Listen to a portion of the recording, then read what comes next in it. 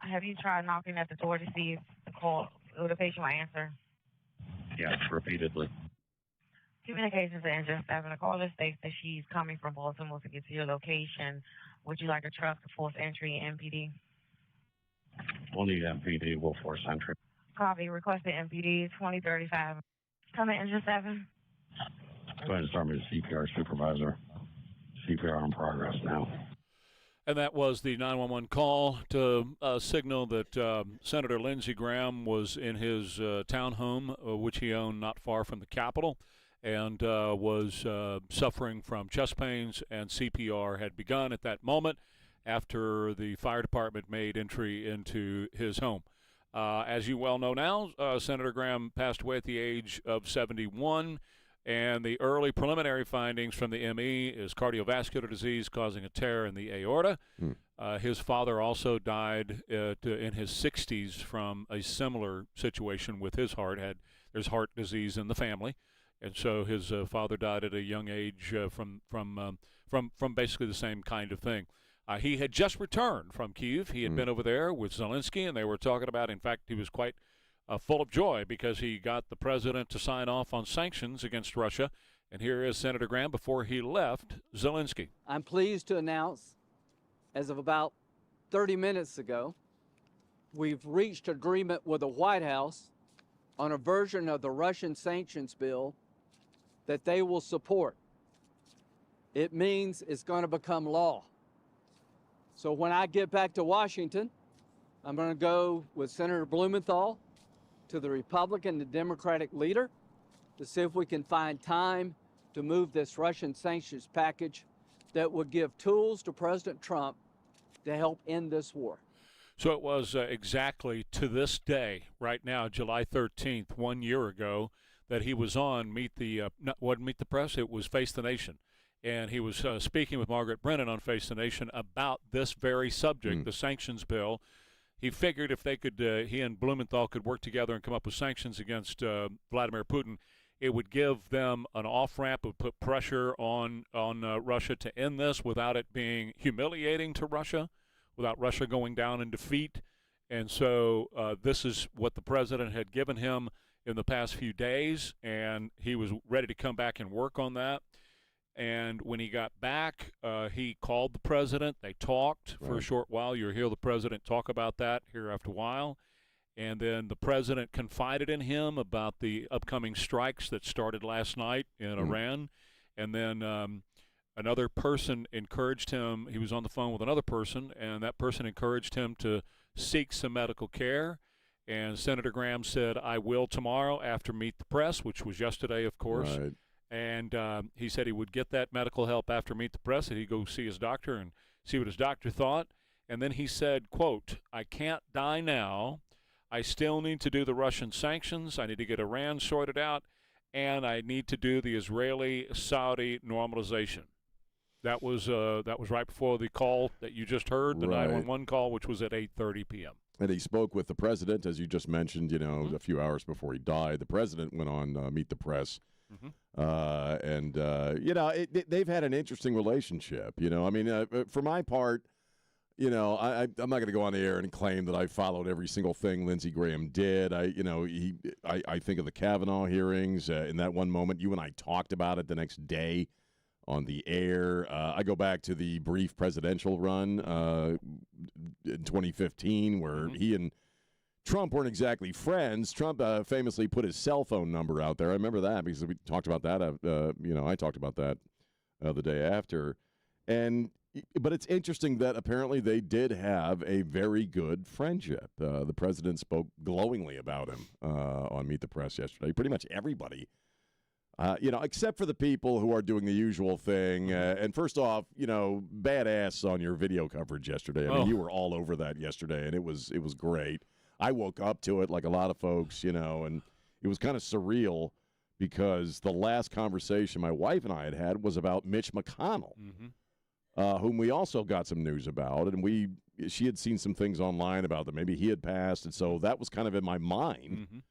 I think it's true of a lot of people. I woke up Sunday morning kind of seeing, stuff on my phone that a great lawmaker had passed, and I'm instantly thinking Mitch McConnell, and then you see it's Lindsey Graham, where there was nothing about him being ill or anything like that. It was quite shocking. It was, and that's one of the things about being up all night like I am, because it broke in the middle of the night. It was literally about 2 o'clock, and that's when I sent the first video, and it was like, I'm like you. I don't have this great affinity for Lindsey Graham. I had a lot of disagreements with Lindsey Graham throughout the years. He had a lot of rhino tendencies to him. He got crossways with the right on a few things. He did. But all of what you just covered, I have audio for. Good, yeah. So I've got the Kavanaugh stuff. I've got the stuff with President Trump. I've got the stuff in the debate that you're talking about when he was running for president in 2016. I've got all kinds of sound that we're going to break down as we roll forward this morning and let people hear Lindsey Graham and who he was. But, the one – well, there's a bunch of stuff that's being said about him today. First of all, he was funny, hilarious, and funny. Yeah, I'm hearing that a lot. He's just a funny guy. Yes. And that he was tireless. I mean, the guy worked and worked. Wasn't married. And that's the thing about Democrats yesterday, besides just saying awful things about him. And I have some of those I have some of that sound from some Democrats as well, but saying terrible things about him about being gay, right? And that was never a thing that was – he never said that. We don't know if he was or not. But all of a sudden, Democrats hate gay people because they're like, right. Suddenly, it's a slam. Right now, it's a pejorative, right? Right. And so you'll hear some of that. But before we break, I do want to get into this was, to me, one of his best moments that he ever. Now he had a lot of great moments. He said a lot of great things. He was always on the Sunday shows. You could always depend on him, and you knew he was telling you the truth. He was a no BSer. But in this case, this is what really lit me on fire for Lindsey Graham, and I said, this guy's amazing. It was obvious that Brett Kavanaugh was being set up to go down, that the Democrats were going to try to hold that seat open and then Joe Biden to win in 2020, which he did, and then put a Ketanji Brown Jackson in there, right? Sure. So can you imagine our court with two of her? No. So I can actually. Yeah. That's what's scary about it. So they came up with Christine Blasey Ford in a made-up, clearly a made-up story about Brett Kavanaugh. None of it could have been true. And then brought in an attorney from the outside, the questioning attorney, you remember this, that came in and questioned Christine Blasey Ford for the Democrats, wasn't even a senator. It was an outside attorney that they hired to come in and question her. It was a total railroad job from the very beginning and a setup, and Lindsey lost his stuff. Did you meet with Senator Dianne Feinstein on August 20th? I did meet with Senator Feinstein. Did you know that her staff had already recommended a lawyer to Dr. Ford? I did not know that. Did you know that her and her staff had this allegations for over 20 days? I did not know that at the time. If you wanted an FBI investigation, you could have come to us. What you want to do is destroy this guy's life, hold this seat open, and hope you win in 2020. You've said that, not me. You've got nothing to apologize for. When you see Sotomayor and Kagan, tell them that Lindsey said hello, because I voted for them. I would never do to them what you've done to this guy. This is the most unethical sham since I've been in politics. And if you really wanted to know the truth, you sure as hell wouldn't have done what you've done to this guy. And there's more. But that right there turned that nomination around. And absolutely. 4 minutes that shall live forever in history that turned that around and put a true conservative in Brett Kavanaugh. Well, let me put it this way. You'd still have multiple abortions as the law of the land if Lindsey Graham had not done that, because that moment right there put Brett Kavanaugh on the court, and Brett Kavanaugh wrote the R.V. Wade decision that sent it back to the states where it belongs. Yeah, and it was a really incredible moment because it and we talked about it. I remember talking about it on air. It felt genuine. Lindsey Graham in that one moment was kind of saying what we all were thinking, that this is completely a setup. He asked me, "You've been through hell, right? Remember that?" Yes, I have. Put his family through hell. That one moment with Lindsey Graham, again, when I say he spoke for all of us, we all know how government works. We all know how politicians work, and we specifically know how the Democrats operate. Right, that's and it was right right there on display for everyone to see, and he spoke for all of us when he said that. Well, and we all knew he was getting screwed. Yeah, we all absolutely. knew he was getting screwed. The other thing about Lindsey Graham, and then we got to go. The other thing about him, he has among the lowest wealth of any really? member of Congress. Throughout his entire time in Congress, he did not do the backroom deals. He did not do the whole money laundering thing. He never married. He owned an $895,000 town home right there, which is cheap, by the way, for in that part outside, of the world, right yeah. outside the Capitol. Yeah. And I mean, he was paying a mortgage on it, so he had he a low. raised his sister. Huh? He raised his sister. He adopted her when she was 13. We're going to get into we'll get into that. all that, but yeah, he did, and he overcame a lot to get where he was. So, more on him and more on the other news of the day. We're back in a hot war and with Iran, and we'll talk more about that coming up. I want to tell you about my friends over at Amegy Bank, and they are my friends. They are my family, actually. For over 15 years, Nancy and I have been doing our personal banking at Amegy Bank. And in the last several years with our travel company, we've been doing our business banking with Amegy Bank. They are the ones you can depend on as a small business bank. Not a small business bank, the small business bank, and that's Amegy. We just recently opened up a couple of new accounts over there for a couple of our businesses. And one of these accounts is called Beyond Business or Business Beyond, one or the other, something like that. It's absolutely amazing, okay? What you get from that account is the same thing the big boys get, the same types of services from like the big boys get without the big boy price tag. It's fantastic. We're just enjoying this. We're enjoying our relationship with Amegy Bank. They are quick and responsive to our emails and our questions to make sure that our small businesses are on track to be as successful as they possibly can be. So whether it's a small business or whether it's your personal family business or, in our case, a combination of both, you can't go wrong when you turn to Amegy Bank. Amegy N.A., member FDIC, equal housing lender. It is Monday, July 13th. Sun and clouds, showers and thunderstorms possible later with a high of 93 today. 78 now, KTSA.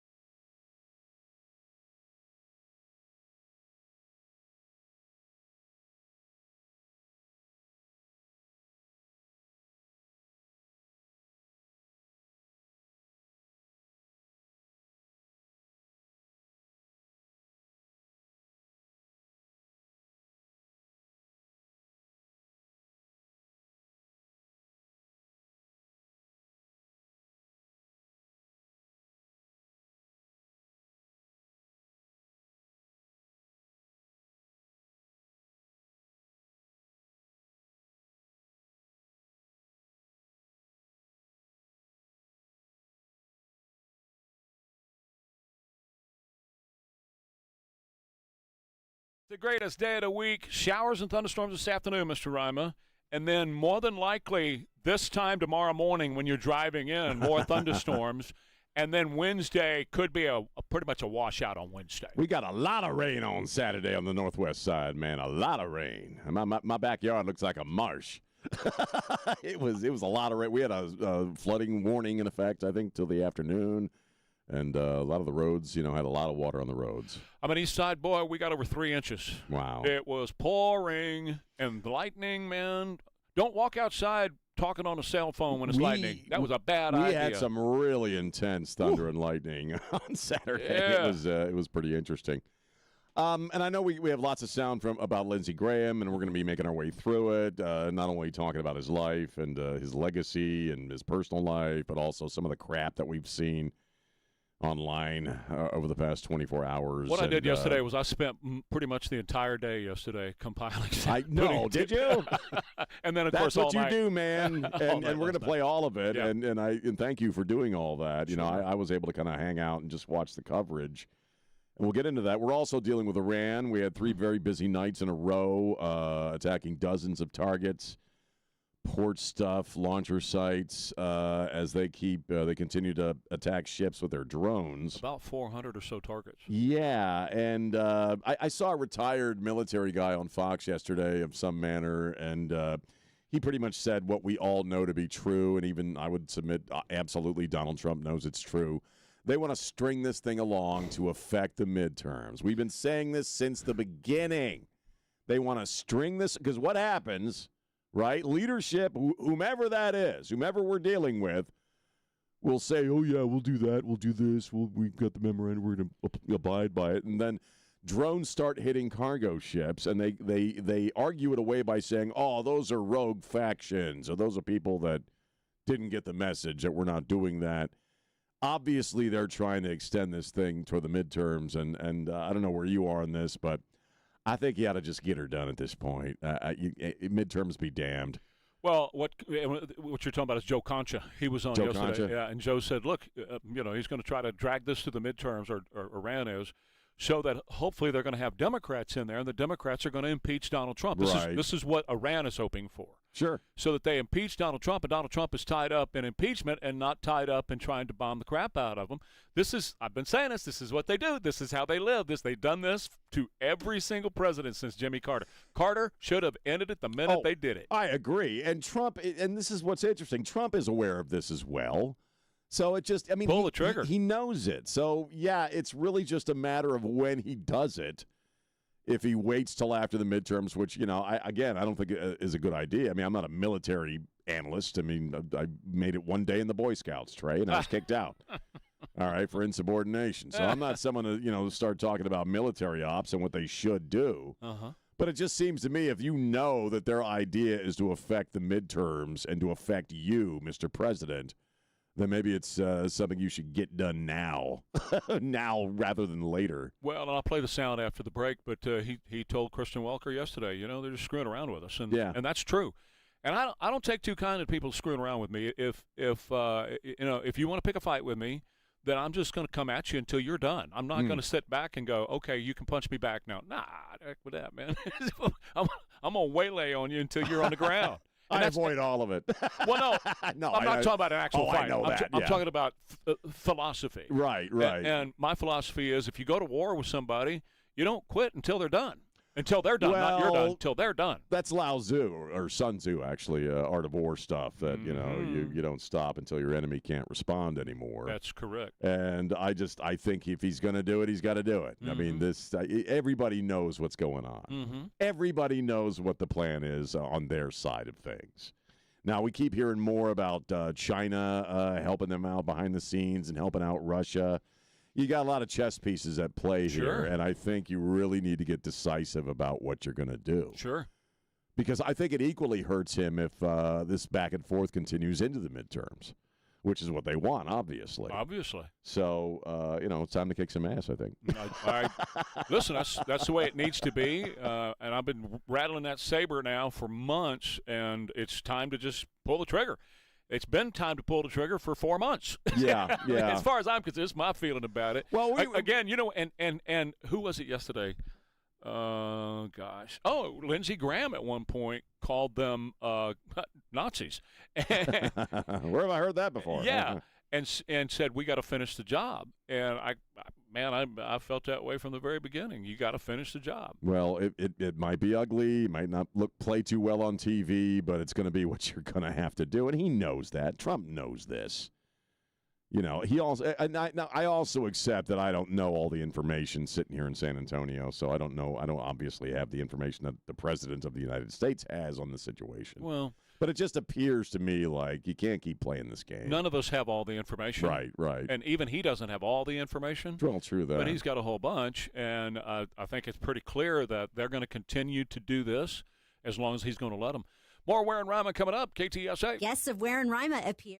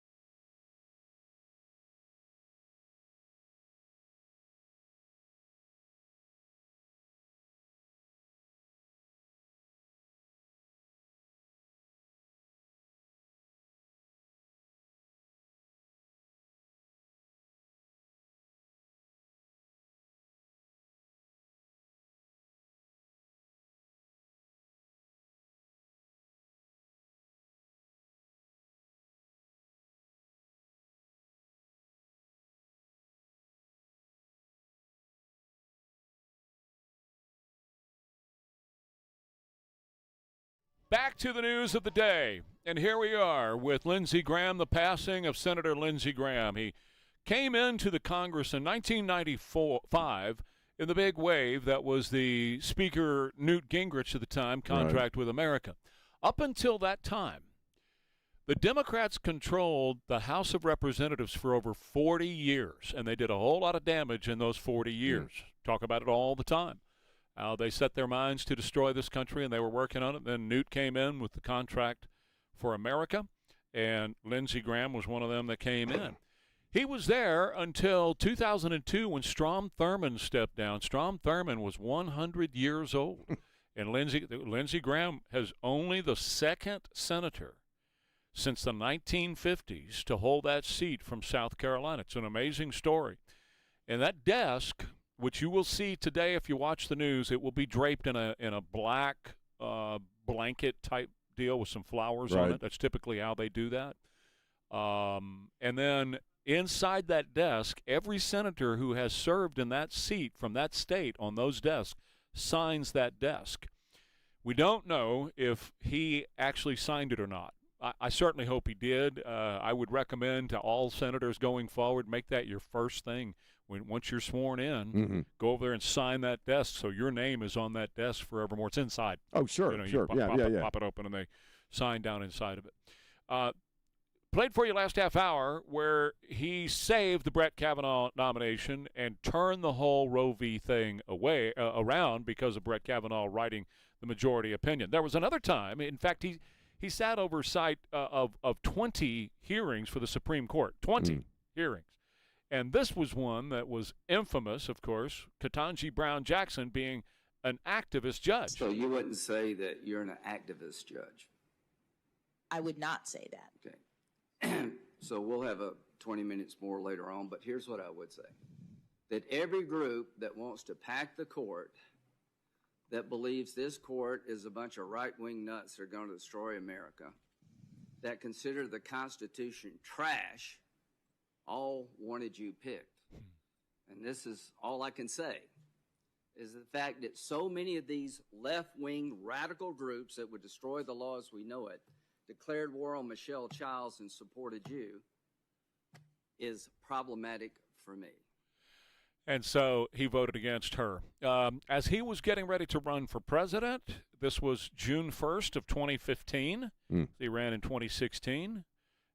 He said this to a crowd outside of his home. As a young man, I lost my parents, struggled financially and emotionally, and I would not have made it through those times without you. There are a lot of so-called self-made people in this world. I am not one of them. My family, my friends, neighbors, and my faith picked me up when I was down, believed in me when I had doubts.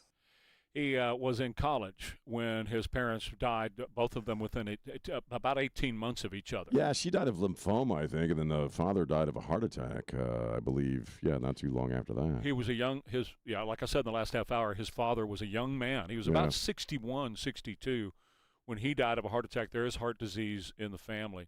But as he was running in that race, of course, Donald Trump was in that race. Right. 2016. And this is what he said about Donald Trump. Let's just put it this way, Joe. How long have we been doing this? 20 years. Donald Trump is the most unelectable Republican I've seen in my lifetime.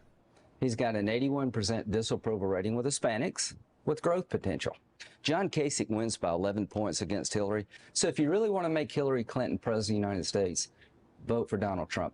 Dishonest beats crazy. I don't know. Why aren't we This is Joe Scarborough. Morning, wrong about Trump in a general election now the same way we were all wrong about Trump in a primary? We looked at 2012 to try to figure out what our problems were.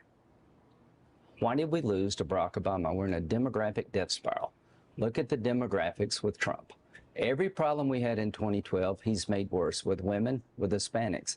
Now, obviously, they made up, and they were in much better position, in the past few years. I was going to say, Lindsey and Trump had the same kind of relationship that you and I talk about with a lot of people who have a certain idea about Trump before they really start to, before they get to know him on a personal level, and that opinion dramatically changes just about every single time. Well, that's true. Also, what was true was 2018 in the Brett Kavanaugh hearing. Brett Kavanaugh was President Trump's pick, and when he stood up for Brett Kavanaugh the way he did, and I played that sound in the last half hour, he and President Trump started to get along really, really well. And then President Trump also started to grow toward his beliefs when it came to things that we needed to do for our country in world security, these matters concerning Israel, concerning Russia and Ukraine and those types of things. Yesterday morning, he was scheduled to be on Meet the Press with Kristen Welker, and President Trump came on instead. President Trump, thank you for joining us, and my condolences to you. Well, thank you. He's a tough one to lose. He was great. He was unique in every way, actually.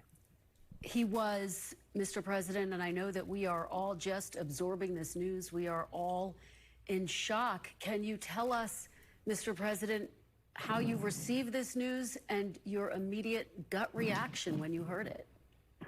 So what makes it even stranger is that I got a call last night sometime at, the early evening, maybe in the 7s, and he called and he said, we're all set for the Save America Act. He was pushing the Save America Act like crazy. He got back, said he just landed from Ukraine. I said, that's a long trip to make. And he said, he sounded a little tired, but perfect, but a little bit tired. Had a right to be. And he was a worker. He was really a worker. But he sounded great, actually. But he actually said he was tired. But he wanted to pass the Save America Act. And I said, well, we're going to get it done, Lindsey. We're going to get it done. I'll see you soon. We thought maybe we might even meet today. Which was Sunday, yesterday. And Lindsey Graham, everybody who goes to Ukraine, they understand this. You don't just fly into Ukraine. You fly into Poland, then you get on a train, and you're on a train for numerous hours to get in there, and the same to get back out. You take the train numerous hours to get back out to Poland, and then you fly home for numerous hours. And he was scheduled to be on Meet the Press. After he talked with the president last night, which was, the president said, in the 7s. Lindsey Graham apparently died about 8:30, somewhere around in there. But somewhere in that time frame, he spoke with somebody else, a close confidant who's being quoted now anonymously. Said that Lindsey said, I can't die now. I got to get these sanctions done. I got to get Iran done. I got to work on this Israeli-Saudi Arabia thing. I'll go check with the doctor as soon as Meet the Press is over with. What was the last thing that he said to the president, though? Do you remember, Mr. President, what was the last thing you said to him? What was the last thing he said to you? I said, we'll see you soon. Come over anytime you want. He came into the White House a lot because I liked him. Can't do that with everybody. But he'd come in a lot. And he was a great, like a gauge, a temperature gauge of the Senate. He was somebody that most Democrats liked. Some didn't, but most Democrats liked. And just about all of the Republicans liked Lindsey. He got along with everybody. And yet he was a tough cookie in a lot of ways. But honestly, he was a great politician. He was a great politician, but also everybody says he was straight up, no lying, no BS. He was one of those guys you knew where you stood and you knew he was telling you the truth. He was a golfer, an avid golfer, and that's how he and Trump got together a lot. He wasn't a good golfer. Brett Baer said that yesterday because Brett's played a lot of golf with him, and he's not a good golfer. But he was an avid golfer, and he spent a lot of time with President Trump hitting the ball. Well, yeah, and you heard a lot of, just loving things very admirable things about him yesterday. He was also known, and maybe this is how he got crosswise with conservatives on occasion, that he understood how things worked in Washington as far as the legislative process, and he was devoted to getting things done. I heard that all day yesterday, that Lindsey was the guy that if you wanted something to get done, you went to him. And I've learned more about his personal life over the past 24 hours than I really ever knew. I mean, you look at the way he lived his life. He pretty much devoted his adult life, beyond taking care of his sister, to public service. I mean, he was in the National Guard or whatever it is, that wing of the Air Force up until 2024 or 2020 or something like that. Yes. and just, I don't, people would say he was gay because he never got married, never have any kids. I think he was married to what he did for a life. Of course he was. I think he was married to politics. He was married to public service. Absolutely. And everything I heard yesterday kind of reinforces that idea about him. Oh, 100%. He had he was in college. But, they were not a wealthy family. He was in college liquor store owners or something like that. When his parents died. And then he adopted his sister. I believe she was 10 or 13 at the time. 13, yeah. Adopted her and essentially raised her. And then he went into put her through college. Yeah, and then he went into the Air Force. He was in the Air Force for 33 years as a JAG officer, and got out. And you're right, he stayed in the National Guard until just a couple of years ago. So he knew the military side of things. Here he is with the Secretary of Destruction, Pete Hegseth, and Raising Cain, and just a couple of months ago. Is Putin going to stop in Ukraine?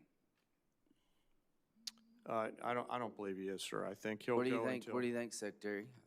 Is he going to stop? remains to be seen, Senator. Well, he says he's not. I mean, this is the 30s all over. It doesn't remain to be seen. He tells everybody around what he wants to do. Are you familiar with his military buildup in terms of armaments? It's well beyond what we need to do to take Ukraine. Listen, I think I like what you're doing. I just think we got to get this stuff right. Iran cannot have a nuclear weapon because they'll use it. They're homicidal maniacs who are religious Nazis. China is an expansionist power who will take Taiwan if we don't deter them. Russia will dismember Ukraine and keep going if we don't stop them.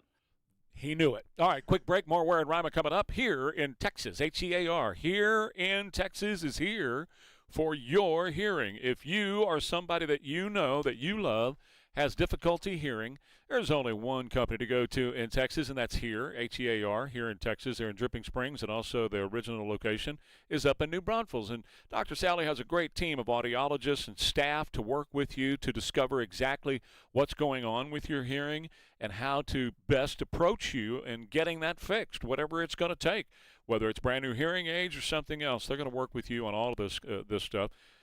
To really improve the quality of your life. And that's what, good hearing and great hearing can do for you, is improve the quality of your life. I know Sean's a whole lot better than he was, and so am I, thanks to Dr. Sally and the great people at here in Texas. And I just want you to learn more about them. They accept TRICARE if you're a military dependent. They accept other insurances as well. And they have so many ways to get you into hearing aids that are affordable and that make sense for you and increase and beautify the quality of your life at here, HEAR, here in TX.com.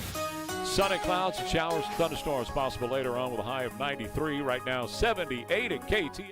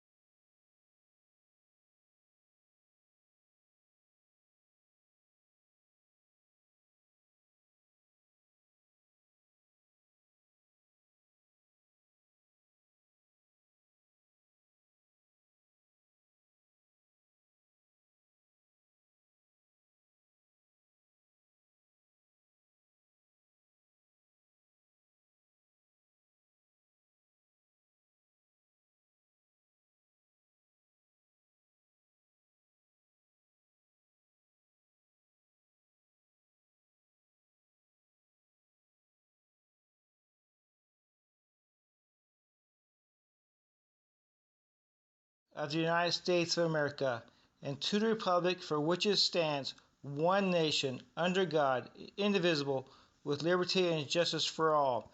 And God bless America. Yes, sir. We are Ware and Rima. It was 2 years ago today that Trump 47 was sealed, was done. It was a done deal 2 years ago today. Right. Because this was the day, July 13th, 2024, when he took one in the ear in Butler, Pennsylvania. God. 2 years. 2 years ago today. Oh, my Look on God. your I was so face. focused on Lindsay, I didn't think about that. 2 years ago today. That was a quick 2 years. It was a very fast 2 years. By the way, real quick, 10:38 this morning, Jack will have the interim police chief, Jesse Salome, on his show at 10:38 this morning. Check it out. Very cool. Well, just something I just remembered. I'd forgotten, and then I want to talk about some other folks that we lost this past weekend. My wife saw Lindsey Graham at Ronald Reagan Airport, International Airport, just a few weeks ago when she flew out to D.C. She was on a work trip with some of her colleagues, and one of the others, I think, actually snagged a picture. But he was there at the airport, and they said he was just as genuine and just like anybody else at an airport. I totally forgotten about that till yesterday. That came up yesterday, too, when they were trying to figure out what might have happened to him before they settled on the aorta. There was a lot of talk about a deep vein thrombosis because he spent a lot of time on airplanes. Yeah, I was reading about that can really do you in if you're in that pressurized cabin a lot. Oh man! And it has an impact on your blood flow, man. Didn't they say that train trip is like 17 hours long? Yes, it's a long one. Yes, very long. But you're also in the plane for a very long time, and he was on planes all the time. Yeah, I totally forgot she'd seen him in an airport.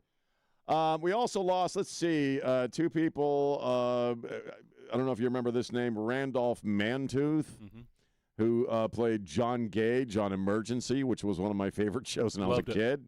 I had the hat. You had the hat? The helmet. Rampart. That's right. It was a good show. Loved it. And also one of my very, very favorite actors, Sam Neill, passed away at the age of 78 earlier this morning. And he had been dealing with cancer. It was in remission. He was cancer-free. So, whatever happened, and he passed away. And Sam Neill's one of those great actors that most people know him from the Jurassic Park franchise. Absolutely. In which he was, remarkable. But he was a very fine actor in a lot of other stuff. I remember Sam Neill came to prominence in the late 70s when he played the Antichrist in The Omen 3. It was I think his first film gig. Damien the Omen. And he played the grown-up Damien in that movie, which would have been 78 or 79, I think. He was a kid. Huh? He was a kid. No, he was he's young. a grown adult. Well, he was young. Yeah. I don't mean a kid. Right, he was right. He's just a young man. Yeah, he's a young man. Yeah. That's why I think that was his first film role. And I remember thinking back in the day that he looked kind of creepy. He did a couple of other movies I was a big fan of. The Madness of King George he was in, which is a brilliant movie. He did a movie that's taken on cult-like status for a lot of people, a movie called Event Horizon, which is kind of a really weird hybrid of horror and science fiction. It's about a haunted spaceship, basically. And Sam Neill was great. I've never seen the entire series all the way through, but I watched a whole bunch of Peaky Blinders, and he was in that. He played like a police chief, and he was brilliant. Just one of those great character actors that no matter what you plugged him into, he always did. It turned in just a terrific performance.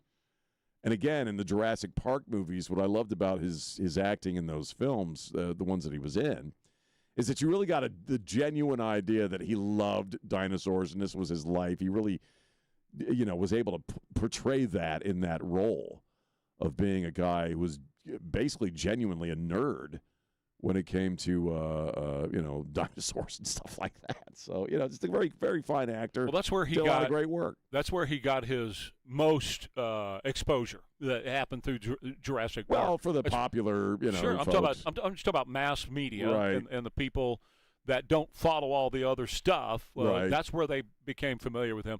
And a lot of people that saw Jurassic Park, keep in mind, they weren't even alive during the Omen time when he got started. Well, but he did a lot of stuff in the 80s and early 90s. I know, but I'm just saying his did some David mass Cronenberg exposure stuff. was Jurassic Well, Park. yeah, Jurassic Park kind of he became a star as a result of that movie. But prior to that, he was what you would call just a working character actor that everybody knew, and who was very, very good at what he did. I saw an interview where he's talking about his mom and dad. I think he was another one who lost his parents fairly young. And he had screwed around during exams at university and didn't think he was going to pass his exams. He said the greatest advice his mother ever gave him was, she said, well, then you're going to have to just pull it together, aren't you? He said that one thing from his mom followed him the rest of his life, that whenever he'd get anxious or insecure about something, he would just pull himself together like his old mom told him to do. That's what it takes. That's what it takes, man. More Ware and Rima coming up. KTSA. Onyx. I keep having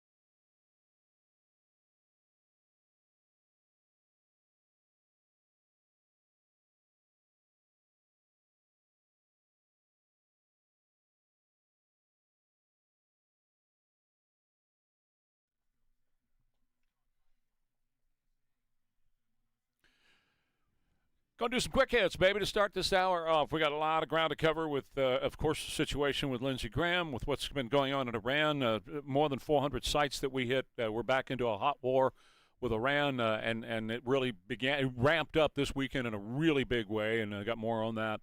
The president did call in yesterday to meet the press. He also called into Jake Tapper's show. I have all this on my X account at Trey Ware Show if you want to go over and watch all this and hear it all. One of the things that he would say when he was calling in was, I want to focus on Lindsey. I don't want to talk about anything else. Right. He told both Jake Tapper and Kristen Welker that I want the attention to be on Lindsey.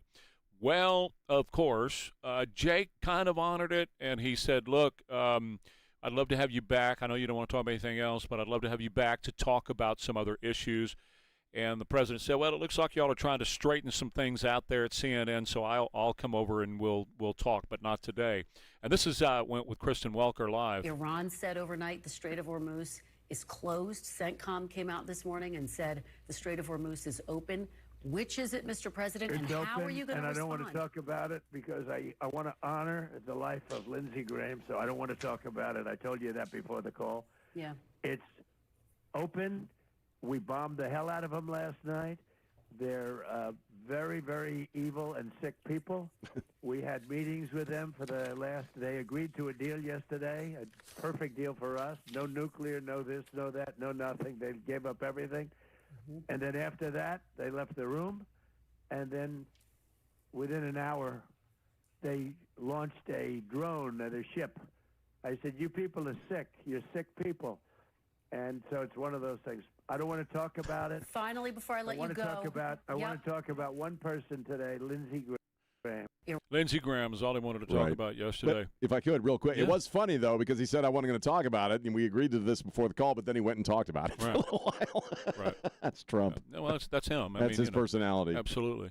And he wants people to get, he's very transparent. And the situation down in Cuba is one we need to be very, very careful of right now, and how we're going to respond. And we need to make sure that we are built up along the Gulf Coast. We have to be prepared for something that they would pull. Meanwhile, of course, Democrats, and this is Margaret Chu. She's an actress. I don't have any idea who she is. But anyway, several Democrats took in after him yesterday. I did a lot of videos yesterday because I just pressing the information out there. Sure. Kind of like you did one on the weather. We really want to provide a service through those videos as well. And you were all over that yesterday. That was really impressive. Well, I just wanted to get the info out as soon as it came to me. But there were a lot of comments about, rest in peace, you son of a, all the stuff that people were saying and horrible things they were saying about him and all that kind of stuff. I did a video on that because I just logged on the Facebook and saw about 3 or 4 comments. One guy was saying he was looking forward to day drinking in celebration of Lindsey Graham's death. It's just sick crap. I just started fights on Facebook and asked which Democrat, when they die, can I celebrate? Yeah. And that's how I was like, which one? Yeah, I saw that. You didn't get any answers, did you? Yeah, I got yelled at by a lot of liberals, but I was like, no, just let me know so y'all are cool with it when they die, that I go day drinking and party. One thing you find out on social media is how vile Democrats are. I've got several death threats, and I archive them all. They get turned over to authorities. They're just vile, and I don't ever see that from people on the right. Ever, never, not even once. So here she is, Margaret Chu. Bye, Lindsey. Bye, Lindsey Graham. From the closet to the coffin. Real seamless. Real seamless. Also, Mitch McConnell. So it's Mitch McConnell, Lindsey Graham. It does happen in threes. Well, Mitch McConnell is apparently alive. Again, there's a video, and there's a bunch of funny videos now thanks to AI, where he jumps out of that bed and he's doing breakdancing and he's running around the room and all that kind of stuff. But here is a Muslim woman giving praise to Allah for the death of Lindsey Graham. I woke up this morning and found out Lindsey Graham is dead. Mitch McConnell is dead. There's 2 more that needs to go, if you know what I'm saying. She's talking about Trump and J.D. Vance. But what a wonderful morning. Praise be Allah. Praise be Allah for the death of another human being. And that's who these people are. Okay? Well, they belong to the party that they're in, which is the Democrat death cult. Well, they praise death at every turn. Praise There were two things that, hit me upside the head as soon as the news broke online. And first, it was the conspiracy theories. Putin tried to kill him, about Ukraine. And it was all this noxious crap of people celebrating the man's death. And as I said in my video, I'm just at that age where I'm just done with done with the death jokes. I'm done with the celebrate. I was pretty much done before Charlie Kirk, and that just kind of brought it home to me. I mean, who are you? That's who you are, that you have to celebrate someone's death. Now, some people brought up Robert Mueller. And Trump saying, well, basically, I'm glad he's dead. He can't hurt anybody. And my counter-argument to that is, and I think you had brought this up at the time when we talked about that, because at first, I kind of had an issue with that as well. Absolutely, we did. But the only thing that's different is that Trump had some very personal reasons why he hated Robert Mueller. Very personal. Well, we brought that up. And we did. We did at the time. Said, you know what, this is inappropriate, but it's understandable because Mueller was trying to lock him and his family up. Absolutely. And he was part of that raid of Mar-a-Lago. They had taken in to destroy the man. Lindsey Graham has never tried to destroy a flea. Well, these people, right? These people that are going off on him, they don't have a personal connection to him. There's none of that. They're just doing it because that's what Democrats do. Sean, that's what they do. They are the death cult. Yeah. They are the death Democrat cult, death cult. And so every time something like this happens, they celebrate death. They live for death. They want more death. Well, that's creepy who they as are. hell. It's creepy as hell and toxic all day long. I might go to the coast and see if I find some seashells arranged in 86 and a different number. Oh, God. And then they should be cool with that, right? Sure. 8644. Sure. Well, I'm cutting people loose if I see that crap on the friend list, because you know what? With me, okay, I can't deal with toxic. You bring toxic into my world, you go bye-bye. Well, here's what these things say to me is that life is very fragile. Yeah. And, you're here, you're hanging by, as the great preacher Edwards once said, you're hanging by a spider's thread over fire. You're not guaranteed the next second. You're not. You're not guaranteed another second. And so instead of celebrating somebody's death, why don't you celebrate the next second that you have, the next breath you're able to take into your body? I did a video where I said, I had a friend die a couple of weeks ago, unexpectedly at age 60 from a heart attack. Just boom, like that, he's gone. And the Lindsey Graham thing and whatever, these things, because unexpectedly like that, it's a reminder, number one, that you really are. You're just barely hanging on here. And no more time is guaranteed to any of us. So my thing is relationships, and this is where I mess up a lot, is in my relationships. But I want to focus on relationships. I don't care about the stuff. I don't care about fame. I don't care about money. I care about making sure relationships are good. And first of all, my relationship with Jesus, which, he doesn't require rules. He requires relationship. As far as I'm concerned, this is me. Right, just me, right? And it's just talking to him as I would talk to you, or my wife, And the other is, in his prayer, he says, let it be done on earth as it is in heaven. And I just try to keep that in mind.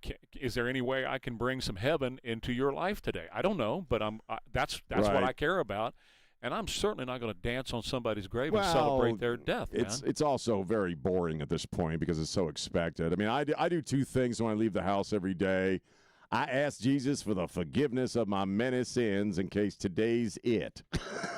If today's it, I want to make sure I'm good because, any given day you leave your house, or even if you're just in your house, could be it.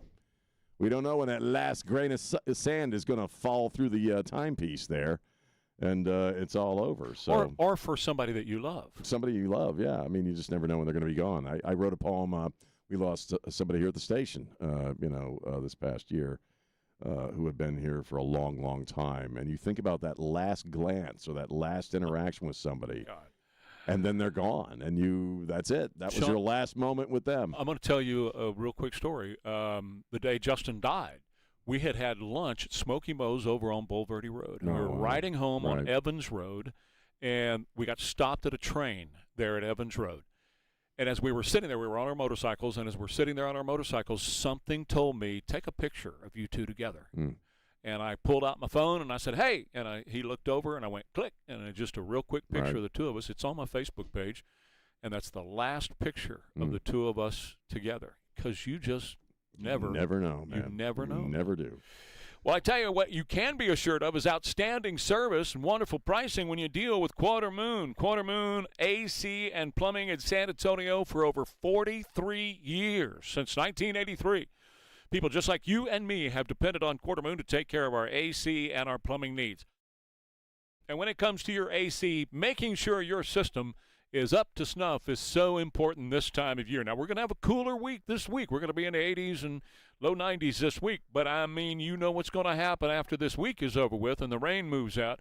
We're going to be inundated once again with that super, super hot temperatures. And you want to make sure you're good to go. So now's a good time to call 210-651-5899 and have Quarter Moon come over and take a look at your entire system. They clean the lines. They clean the system itself, vacuum it all out. They take a look at the capacitor, and they check their electronics on the capacitor. They check the refrigerant that's in there. And so they do everything to make sure that your AC is ready to go for the very hot, hot days that are sure to come. And, by the way, if you ever have a plumbing issue, they can take care of that, too. They have a rapid response team that get to you, get the water taken care of, and fix whatever the plumbing problem is. Or if it's a fixture or a new sink or a water heater, they can take care of all that for you, too, at Quarter Moon. The good guys at Quarter Moon at 210-651-5899. Sunny clouds today, showers and thunderstorms possible later on with a high of 93. More rain tomorrow and Wednesday as well. 78 now, KTSA.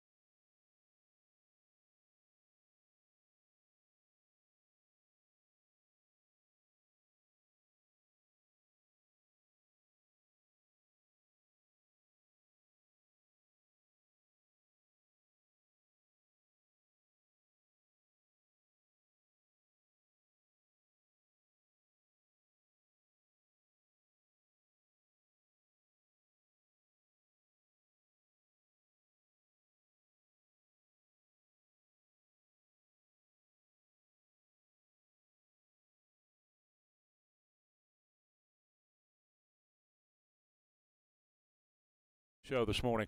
We are Ware and Rima, KTSA. Well, I don't remember if we covered this or not. I don't think we did.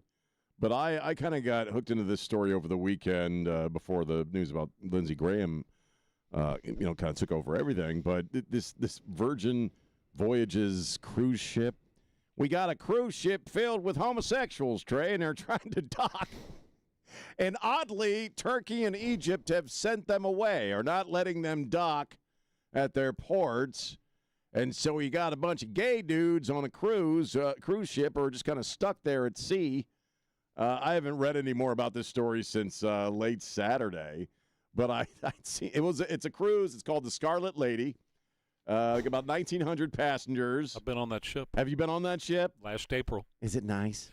It is nice. It is nice. Oh, I bet it is. Yeah. But this was a gay cruise. Yeah. This was a cruise for the LGBT whatever the hell they're called at this point. It's called a takeover. And a bunch of gay guys on the cruise, and they were not allowed to port in Turkey or Egypt. Well. And I saw some videos, some of the TikTok videos these guys were doing, and a couple of them, without coming right out and saying it, were like, wow, I sure do miss America, because I could be gay in America, but I can't be gay in Egypt, and I can't be gay in Turkey. Let me just put it this way. It's best that they not let you off, because if you do get off, the next thing that's going to happen is you're going to be cuffed and thrown off of a building, because that's what they do to gay people. Bad things will happen to That's you right. if you were allowed to port there. Mm-hmm. But it's kind of interesting. You and I have talked for years since all this, since the October 7th attacks, that probably the dumbest people the human race has produced in recent memory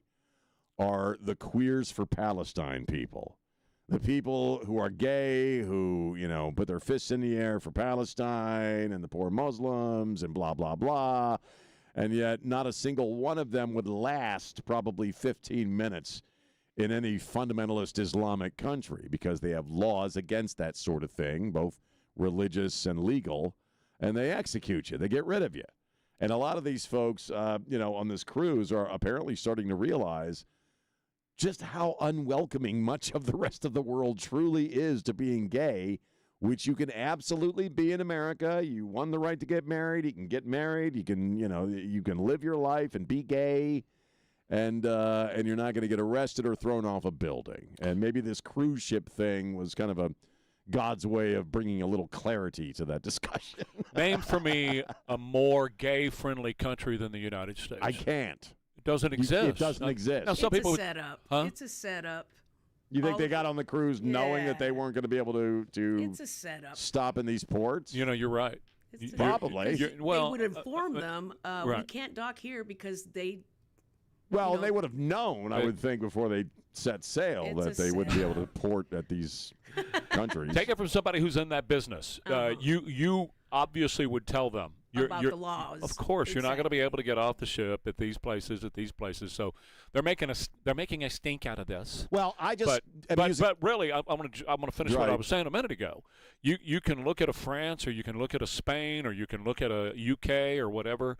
And fine, those are open to gay people and homosexuals alike. But you know what? When it comes to being a completely open society to a lot of different people, a lot of different backgrounds, and a lot of lifestyles, there's nobody more open to any of that than the United States of America. Well, yeah, but no, Trey, we're repressive, and we're a theocracy, a Christian theocracy, and blah, blah, blah.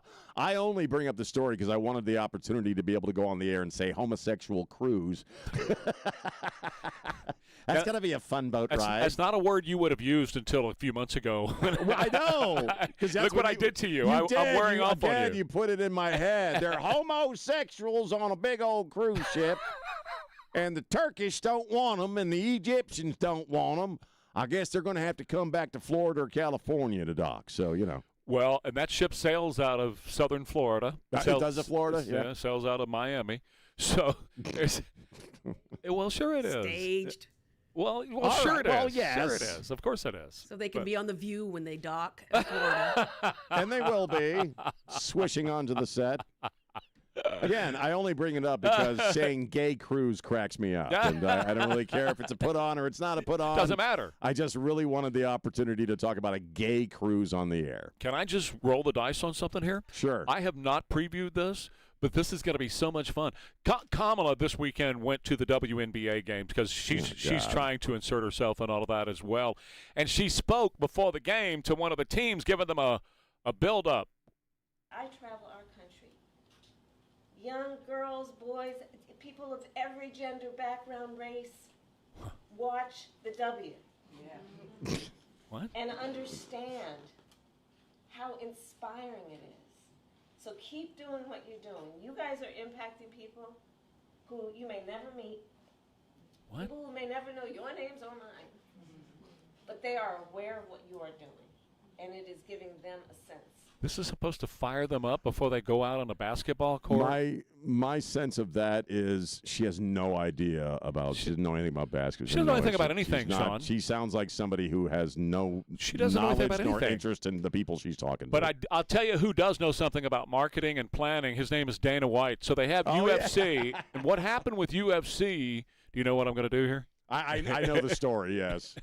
I saw it. Conor McGregor goes out and tries to do a round kick and ends up tearing his ACL doing that.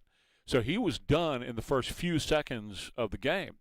But my girl, who's all over my X account, Sophie Cunningham, had to be there because she was playing. They had a basketball game, and she went to the UFC fights, the match, and Dana saw her and hired her to be a ring girl. When did you hire Sophie Cunningham as a ring card girl? Why did I do it? When did you hire her? About 8 minutes before she did it.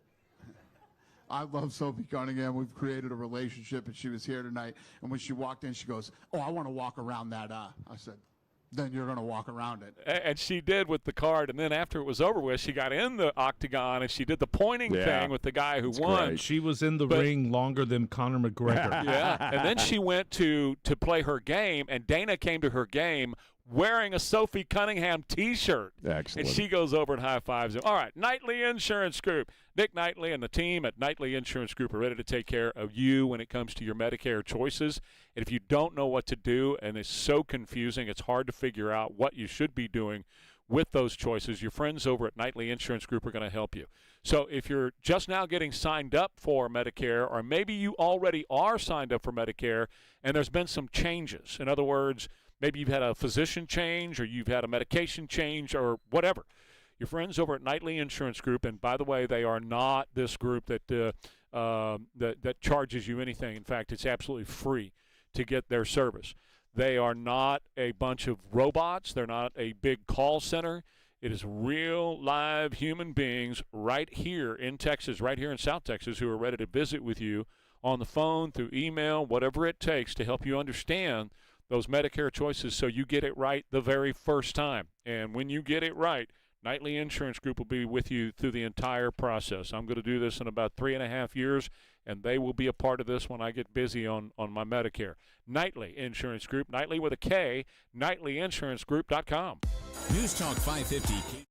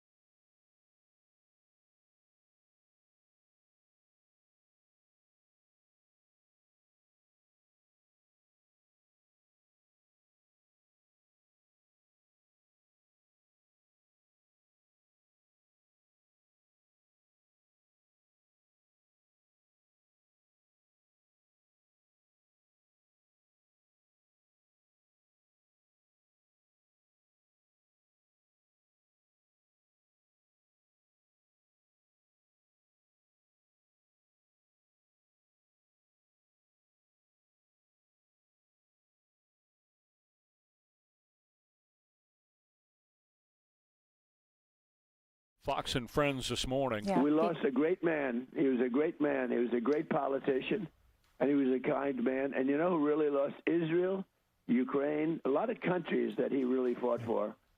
And they lost somebody who was very special. But the real loser was the United States of America. We lost a great person, a kind person, a very smart person, and a great. You know, they ask me sometimes, what do you think? He was a great politician. You know, we have mostly bad politicians. We have stupid politicians all over the place. This guy was a great politician. He really got it. And he was a nice guy. As you know very well, you interviewed him probably 500,000 times. I think he got more television time than anybody in history, right? That's right. Such a remarkable... Everything for him was about work. It was about loving the country. It was just not easy to do that. You know, when you do television, it's not that easy to get ready, be prepared. You got to look good. You got to do, you know, it's not that easy. A lot of people can't do it at all. A lot of people, when the camera goes on, they're terrible. I see it all the time. I watch people. Most people aren't very good. And he did it, and he did it with pride. And he did it because he loved our country. That's President Trump talking this morning about Lindsey Graham. They were not always friends and on friendly terms. In fact, when Lindsey Graham ran for the presidency in 2016, that was the first time Donald Trump ran. This is what Lindsey Graham told Morning Joe about President Trump. Let's just put it this way, Joe. How long have we been doing this? 20 years. Donald Trump is the most unelectable Republican I've seen in my lifetime. He's got an 81% disapproval rating with Hispanics with growth potential. John Kasich wins by 11 points against Hillary. So if you really want to make Hillary Clinton president of the United States, vote for Donald Trump. Dishonest beats crazy. I don't know. Why aren't we wrong about Trump in a general election now the same way we were all wrong about Trump in a primary? We looked at 2012 to try to figure out what our problems were. Why did we lose to Barack Obama? We're in a demographic death spiral. Well, you had, you know, Mitt Romney, and you threw up John McCain, and all these guys, you know. Right. Look at the demographics with Trump. Every problem we had in 2012, he's made worse with women, with Hispanics. Now, that didn't stay that way. Along came the nomination of Brett Kavanaugh to the Supreme Court. The Democrats were trying to screw over Brett Kavanaugh because they wanted that seat to remain open, have Joe Biden win in 2020, and then put another Ketanji Brown Jackson, which would have given you two Ketanji Brown Jackson weirdos on the Supreme Court. And they were well on their way to doing it. There was a made-up gang rape story, completely false and made up by this person, well, actually by the Democrats, and then they hired pretty much an actress by the name of Christine Blasey Ford to come in and try to tell that story. So much so that they actually hired somebody else to come in and ask her the questions. These are the questions. That was weird. I remember that, yeah. These are the questions that the senators on the panel would typically ask. But because they brought her in for the specific purpose of trying to crap can the Kavanaugh nomination, they brought in a handler who was asking the questions of her, impaneled on the Democrat side. The Democrats just sat there on their hands and let this special envoy come in and ask the questions. So he was pretty much dead in the water until Lindsey Graham. Did you meet with Senator Dianne Feinstein on August 20th? I did meet with Senator Feinstein. Did you know that her staff had already recommended a lawyer to Dr. Ford? I did not know that. Did you know that her and her staff had this allegations for over 20 days? I did not know that at the time. If you wanted an FBI investigation, you could have come to us. What you want to do is destroy this guy's life, hold this seat open, and hope you win in 2020. You've said that, not me. You've got nothing to apologize for. When you see Sotomayor and Kagan, tell them that Lindsey said hello, because I voted for them. I would never do to them what you've done to this guy. This is the most unethical sham since I've been in politics. And if you really wanted to know the truth, you sure as hell wouldn't have done what you've done to this guy. Are you a gang rapist? No. I cannot imagine what you and your family have gone through. Boy, y'all want power. God, I hope you never get it. I hope the American people can see through this sham. That you knew about it and you held it. You had no intention of protecting Dr. Ford. None. She's as much of a victim as you are. God, I hate to say it because these have been my friends. But let me tell you, when it comes to this, you're looking for a fair process. You came to the wrong town at the wrong time, my friend. Lindsey Graham going in after the Democrats over the Kavanaugh hearing, that turned it around, and that solidified a great relationship between he and President Trump from then on out. Well, I think the reason that was such an effective moment is because he's not that guy who shows his anger. You know, I mean, one of the things you heard constantly yesterday from folks is he is a very congenial and nice guy. Trump did say during the Meet the Press interview that he's a very tough guy when he's impassioned about something. And he mentioned specifically, I think he played it already, that moment with Lindsey Graham where he is genuinely pissed off at his colleagues and at this whole sham, this confirmation hearing where, again, they brought in a third party to question her. It was all obviously a setup for Kavanaugh, and he got pissed off. And I think you've known people like that in your life. I've known people like that in my life who are not people who get angry or emotional, very nice and congenial, and then when they do get pissed off, it really has an impact because, again, they're not that person as a matter of course, and so it has a lot of impact. It feels very genuine. Much more impact. The quiet person in the room, once that quiet person stands up, they command a lot of attention. They don't have to demand attention. They command a lot of attention because all of a sudden they have something to say. And if they're pissed off, they're pissed off for a good reason. Of course. Isn't it kind of ironic that the two Graham and Cruz that went up against Trump ended up being his biggest allies and buddies? Well, remember Marco Rubio. Yeah. Okay, so now we're 3 for 3. I mean, there's a lot of them. There's a lot of them we can name. We can sit here and do a whole show on the guys that have converted. I think he respects those people that stand up to him and then converts them, and then they get along and they do business together. A lot of people in the media, absolutely hated him in 2016. Didn't like him at all with what he was doing, and now they like him, and they're kind of buddies with the guy. Well, it's a fair estimation that people, again, Trump admires people who go up against him or who, give him a fight on something, and don't just kind of nod their heads and say yes. Seems like he has a great deal of Cruz and Lindsey Graham. He has a great deal of appreciation. Successful businessmen don't like yes men. Yeah. They don't. They want to be challenged because it makes steel sharpen steel, and they realize that. Successful businessmen.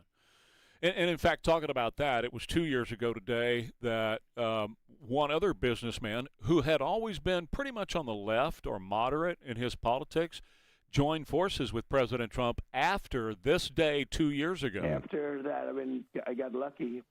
God was watching. There's one, Ainsley, God was watching because, my son Don and Eric, both of them, they know a lot about guns. They hunt. They like to hunt.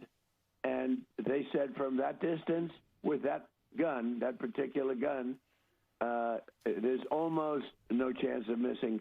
They considered it something maybe easier than a 2-foot putt. To put it in golf terms, they said that's from that distance with that gun. It's like sinking a 2-foot putt, which is hard for those non-golfers. A 2-foot putt is almost automatic. I wouldn't say automatic for some people. It's not. But it's almost automatic. And so, God was with me. I turned my head to show a chart, and a chart that I never show on the right-hand side, but this time I did, and a chart that I don't even use that much. I use it probably 1 in 10 times at the rallies. But it's always on my left, and this time it was on my right. I looked to the right. If I looked to the left, I wouldn't be talking to you right now. So many amazing things. And the chart is always at the end of the speech, and I just put it at the beginning because it was appropriate. Sometimes I'll start out. No, you put it at the beginning because, you're right. The first time that was a hand of God keeping him safe, and what happened after that was it fired up a nation when he jumped up and said, "Fight, fight, fight," and it fired up Elon Musk. Elon Musk, who was not a big Trump fan at that time, he said, "I'm in," and Elon brought himself, his energy, and a lot of money to the Trump campaign. And the next thing you know, he ends up on the Joe Rogan show and a bunch of others, and this is how he ended up becoming president once again. It was 2 years ago today. 2 years, Yeah. and what an iconic moment. I mean, again, when that fist went in the went in the air, and he's got blood dripping down his neck, and he's going fight, fight, fight. You can't hear it, but you can tell what he's saying. And badass. And Elon's another one who has butted heads with him. They have Oh, not yeah. always agreed, but Well, they that's respect what I said each a couple other. minutes Yeah, ago. I know. Yeah, I absolutely. love it. Yeah. So, and here's the thing about this. He's right, and Don's right about taking that shot from 125 yards, 150 yards. That is almost a guaranteed thing. We had a taste of that last week in the hearings concerning Tyler Robinson as well, because all the conspiracy theorists, whether it's Candy Owens or whoever out there talking about all these conspiracies, keep saying, first of all, there's no way that Tyler Robinson made that shot from 150 yards on top of that building. If you're saying that, you don't know what you're talking about. You've never gone hunting. You've never had that weapon in your hand. You don't know what you're talking about. And for those who are saying that, you know, a 30-06 always exits the body, this is on the Charlie case now. A 30-06 always exits the body. No, it doesn't. It depends on the round itself. There's a lot of factors. 30-06 is not just one particular bullet and that's it. There are several different ones that you can get. In fact, if you want to read a very interesting piece, Daily Mail had one over the weekend by Dana Lash's husband. Dana Lash is on nights here on KTSA, and her husband is a real true gunner. He hunts all the time and has been since he was a little kid. And he laid it out very clearly how these things can, these 30-06 rounds, if you've got the soft lead, they can, what they do is they mushroom when they hit the body, so they do not come out, and you end up with fragments inside the body like Charlie Kirk had. We'll take a quick break. More Ware and Rima coming up. KTSA, I want to tell you about my friends. Tell you about my friends over at Window World. At Window World, they have the, of course, the best price guarantee. That's an amazing thing because nobody is going to undersell Window World. You are going to get the best windows at the best price. And, of course, being locally and family-owned by Martin Bamba and his family, they're going to be here to take care of all of your issues no matter what they may be. But what really drew me to my Window World windows was the fact that they are the most energy-efficient windows that you can buy. Simply put, and all the rating agencies that do the independent testing on these say this, simply put, there's not a more energy-efficient window on the market. So this time of year, the hot air is staying outside and your AC air is staying inside where it belongs. So every second of every day, you are saving money when you have Window World windows in your home. They have a beautiful new design center over on 410 between Broadway and Nacogdoches where you can go in and look at these windows and visit with the Window World experts over there about windows for your home. And or invite them to your home for a free in-home quote. That's Window World at 210-767-0995. Sun and clouds, showers and thunderstorms possible later with a high of 93, 78 now, KTSA.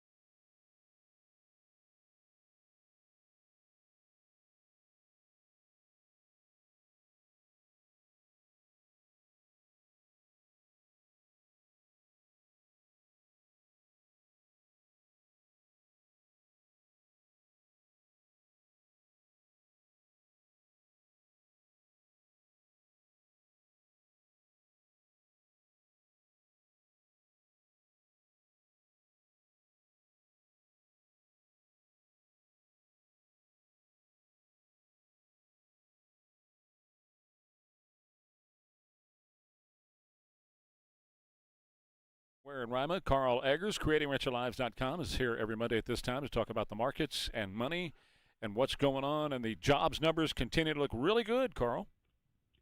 They do, and it's good morning, Trey. It's going to be a really, really busy week for several reasons. I mean, obviously, this kind of feels like, for Wall Street at least, Groundhog Day with, the U.S. and Iran, and we're seeing oil prices up this morning.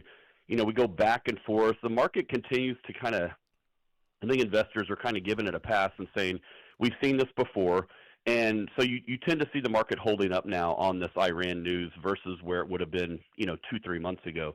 So that's a good thing. I think we also are seeing the beginnings of earnings coming out this week. So you're going to hear tons of companies reporting their corporate profits, which has really been driving this thing.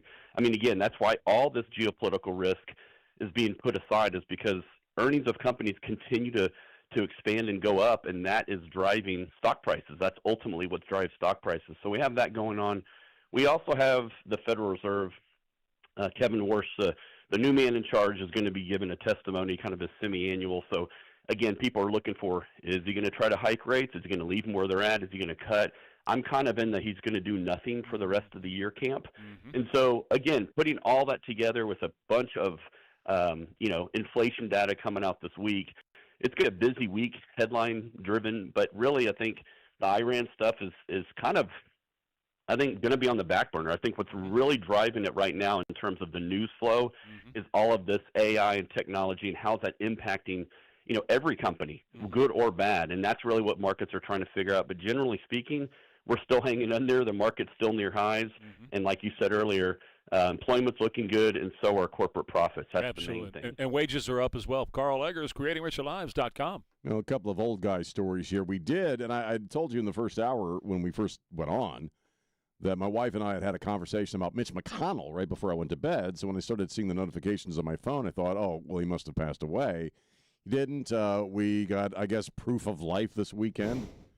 They're saying because of his childhood polio, he'd suffered some falls and had some issues as a result. There was some weirdness about his wife going off to China at some point, but they posted a picture that some people are saying AI, of course, but it's Mitch McConnell in a bed, with his wife there and saying, he's got about a month or so to recover, but then he'll be back. Old guy story number one. Mick Jagger has been interviewed. He's 104 years of age, and he actually took Bruce Springsteen to task and other folks who get out there and they shout at you their politics. He said, for 2 hours or whatever it is, I want them to forget all their problems and problems of the world and their mortgages and whatever, and just give them the best time they can have. People don't want to be lectured at a concert. So says one of the more iconic individuals in rock and roll history, to say the least, whether you're a fan or you're not a fan. But at least old Mick Jagger understands why people go to concerts. He even brought up sports. Same thing with sports, that people don't watch sports to embrace their problems. They want to get away from their problems. We have a little bit of time. I have that sound. Let me go ahead and play that so that people hear it in its context, because it's really good, really good. My job in the live music world is just those people that come is to have the best time they possibly can, and for 2 hours or whatever it is, to forget all their problems and the problems of the world and their mortgages and their whatever, and if they have problems, or just to give them, they can have just the best time. That's what it's about. I often refer to the Elvis thing in '73 when he was asked about, what was going on in the country at the time, and he said, I'm just here to entertain. Well, and it's not saying that people shouldn't have opinions, and but when you're shoving your opinions down people's throats during what you do, whether it's a rock and roll concert or a music concert or sports, people don't go to the movies and they don't go to rock shows and they don't go to sporting events to hear your political opinions. And he did say, he gave a little bit of break. He said, if you're going to what's to be considered a political environment, some of these deals like Lollapalooza and all that, you expect you're going to hear politics. He says that's okay. But if they're just coming to hear your concert, and I thought what was interesting about that was just last week, his guitar player was going bat stuff crazy on Donald Trump in the United States. Oh, was he? I missed that. We talked about it. Did we talk about it? We did. I guess We did. We talked about Keith Richards going off and how. Oh, Keith Richards. How disappointing America is right he now. He was a blah, bit of blah, a disappointment. I remember that now. And Mick's over here at 84 years old going, it's none of my business. Let's just have a good time. I want you to forget your trouble for 2 hours, and let's just have fun together. That's what they're supposed to do. Well, again, it's all about context and where you are. You're right. If you're at some big honking hippie festival, that's one thing. But, if you're just doing a show, people want to hear you sing their favorite songs. Just play your song and That's go it. away. That's it. More Ware and Rima coming up. KTSA.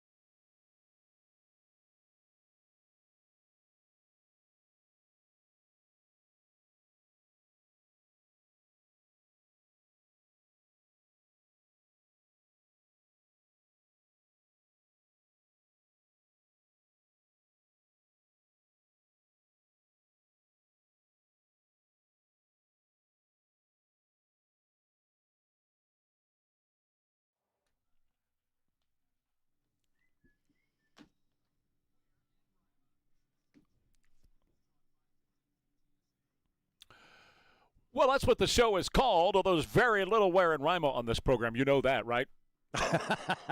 So, Lindsey Graham, boy, what a shocker. That was not on the dance card Friday when we left here. No, it was stuff. Really wasn't. Mitch McConnell was on the dance card or more Iran. We got more Iran, and we got Lindsey or Mitch McConnell in the hospital bed with Elaine Chao, his wife, who really strangely was in China and didn't come home when he went in the hospital. Right. But anyway, one thing about Lindsey Graham was he got along with a lot of different personalities for the time that he was there.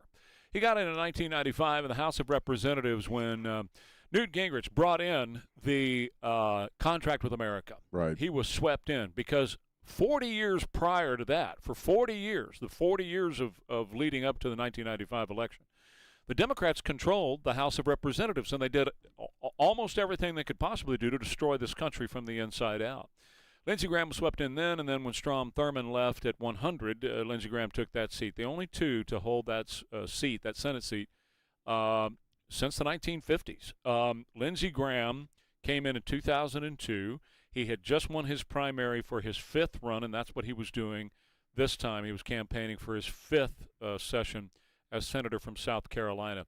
At one point, he was very close with John McCain. In fact, Cindy McCain and Meghan McCain were very upset yesterday, and they both posted how upset they were about this because they consider him to be family members. And I've got all kinds of sound about that on my X account. Right. Well, he's part of the Three Amigos with Lieberman. That's where I'm going. And That's where I'm going because here he is at the death and memorial service of Joe Lieberman, as they were considered the Three Amigos.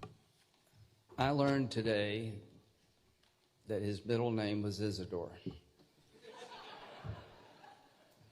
His passing saved him a lot of grief. They say that Lindsey Graham had an incredible sense of humor, that he could just make you laugh, and he could laugh about anything and just laugh. And that's one of them. And Joe Lieberman was the same way. I met Joe a couple of times, and he was really a nice, friendly kind of guy. So what happens now? That was the big question. In my second video yesterday, that's what I covered, was what happens now. So there's not one blanket thing that happens when a senator dies in office or leaves. It's each state has their own governing rules of how this is handled. And, of course, the Senate does as well. So Henry McMaster is the governor of the state of South Carolina. He is a huge and always has been Trump supporter. He's big in a Trump camp. He's a MAGA guy all the way. There are a couple of others that would be considered for that. I believe Joe Wilson is over in the House, and Joe Wilson called President Trump yesterday and told him, I'm not interested in moving over to the Senate. I'm going to stay in the House and keep that padded vote margin that we have in the House. But he's still going to be considered for that. The other one, and this can be done. In fact, Gavin Newsom almost did this when Dianne Feinstein died and put himself in the mix. Henry McMaster can, as governor, put himself in the mix and run. Now, they're going to have their primary, and Lindsey had already wrapped that up. Senator Graham had already wrapped that up. But they're going to have their time coming up in a few weeks. So, aren't they going to, I hate to jump in, are they going to have like a nominating, almost like a mini convention or something of that nature, or how does that work? Well, yeah, they're going to put a name up. Now, there's two ways they can do it. Right now in Oklahoma, you have what's called a caretaker. When Mark Wayne Mullen went over to the Department of Homeland Security, they put what's called a caretaker. Somebody goes in that position until November. Right. But they're not running in November. There's no interest for them to do that. And that's kind of the same sitch here. They can do that. They can find somebody that's just going to keep that seat warm until November, or they can go ahead and select who they think would be the best person for that. Then they'll make a decision in August. I'm trying to remember the dates. The 11th or something like that. Anyway, the dates for them to make that decision for that person to run for November. So Joe Wilson has been a leading name that's been talked about in the past 24 hours. Another one is... He was on the ballot this fall. You ran for governor. Are you considering running for his seat eventually? I would say right now, my focus is on South Carolina. I think we're all still just sitting here stunned and shocked that this has happened, and we're mourning his loss. I'm never going to shut the door. I love the state of South Carolina. You only live once, and if the people of South Carolina would like me to serve in that capacity, I'll certainly take a look at it. But right now, I just want to focus on him and his legacy, what he did for the state. He was sort of like. And this is Nancy Mace. Obviously, she's launching into her thoughts about him. She lost the primary for governor of South Carolina. Well, didn't Trump endorse? He didn't end up endorsing her. That's exactly right. And so you're looking at I don't see any way that Trump is going to bless that one. I mean, there's people out there talking about that, but the whole Epstein thing got her crossways with Donald Trump. And so I don't see, although, she's pretty conservative and she's voted with MAGA on a lot of stuff. The Epstein thing really blew her and Trump apart. So I don't really see that being an issue. McMaster could be a thing, though. She's the only one who's really consciously or, out there saying that this is something she wants to do. I mean, right? Yeah, oh yeah, so far. She's pretty much it. And like she just said, I want to focus on him. Everybody yesterday was just saying, I'm not even talking about this right now. I want to focus on Lindsey Graham.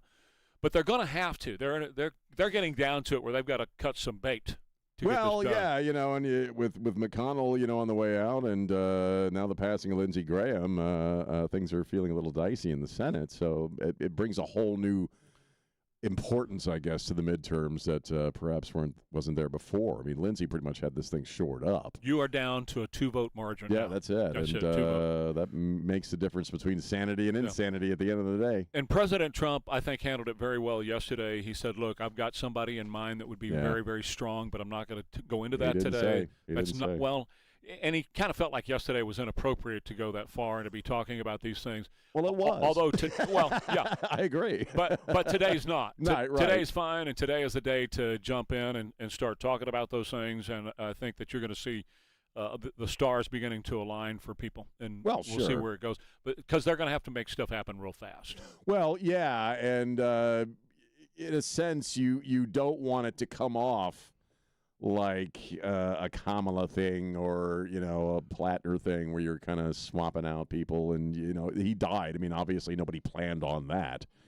But I think the process by how they come up with the nominee is going to be pretty important. Well, and see, this is the difference between Democrats and Republicans, clearly. The Democrats in Maine announced this weekend, we're going to have a committee that's going to pick the person to succeed Graham Plattner. So the committee is going to decide this. And, the committee has already been told who that person is going to be. Not very democratic. No. The committee's already been told, this is the person you're going to choose. In South Carolina, they are going to let the people pick. Yeah, they got to be. That's what I'm talking about. The process needs to be respected in that regard. So you don't end up looking like the Democrats doing what Democrats do. Absolutely. And there's no – and I guess, people would say Republicans do it too, but I can't think of a time when Republicans have done what the Democrats have done and screwed their voters. Graham Plattner should be on the ballot out of Maine right now. I agree. And so people voted for him. That's it, 156,000. So I don't know. This is all going to come about in the next few days. All the flags are at half mast all across the country. I would imagine, I can't imagine that he's not going to lie in state in the Capitol. I'm guessing that's going to happen, and there's going to be a full honors. I would think, yeah. Not only full military honors, but the government honors with everybody coming and paying their respects through the rotunda. So we'll keep you up to date on that as we roll forward. More Ware and Rima coming up. KTSA.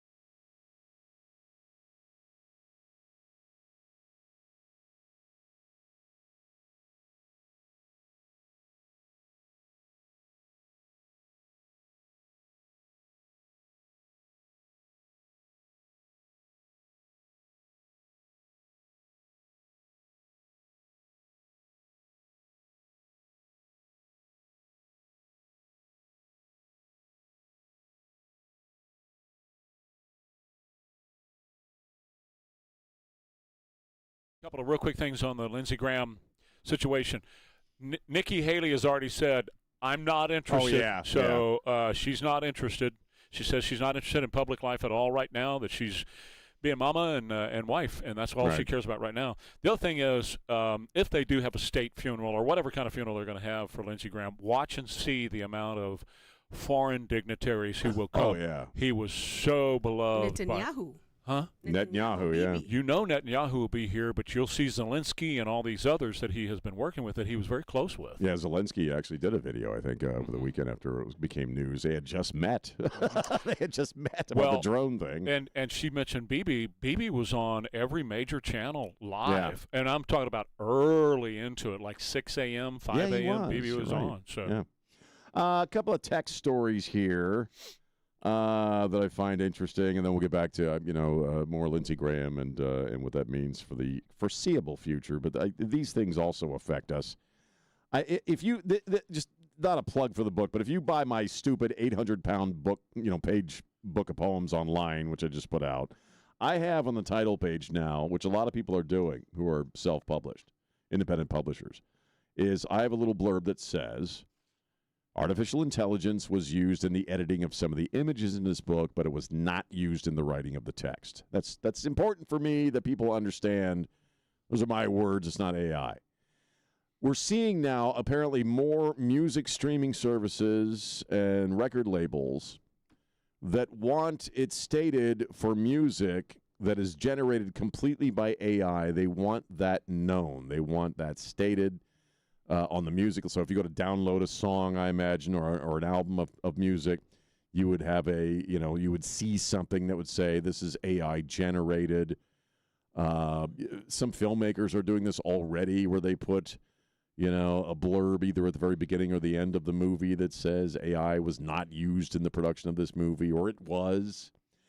I don't know where you are on that. I think it's kind of a cool thing. I'd kind of like to know. Because, what's AI and what's not AI. I'm not as hard-ass against AI being used as I once was, maybe at the dawn of this thing. But I like the idea of kind of knowing if I'm listening to a band that exists or doesn't exist, or I'm listening to a song that was made by AI purely, or human beings were involved. I'm kind of cool with that. I'm kind of cool knowing when AI is being used. Well, when we first started talking about AI 3 or 4 years ago, that was one of the things I kept saying was that we need to have, like they put up there the ratings on a TV show, PG-13 or whatever, what I'm saying, right. The ratings for appropriate for children, that it should say up in the corner in one of those clear tags that says AI generated. Yeah. I think that should be on every movie that's AI generated, every commercial. When it's stuff that's completely generated by AI, yeah. That's what I'm talking about. I've been pro that for 3 or 4 years now, that should be the norm.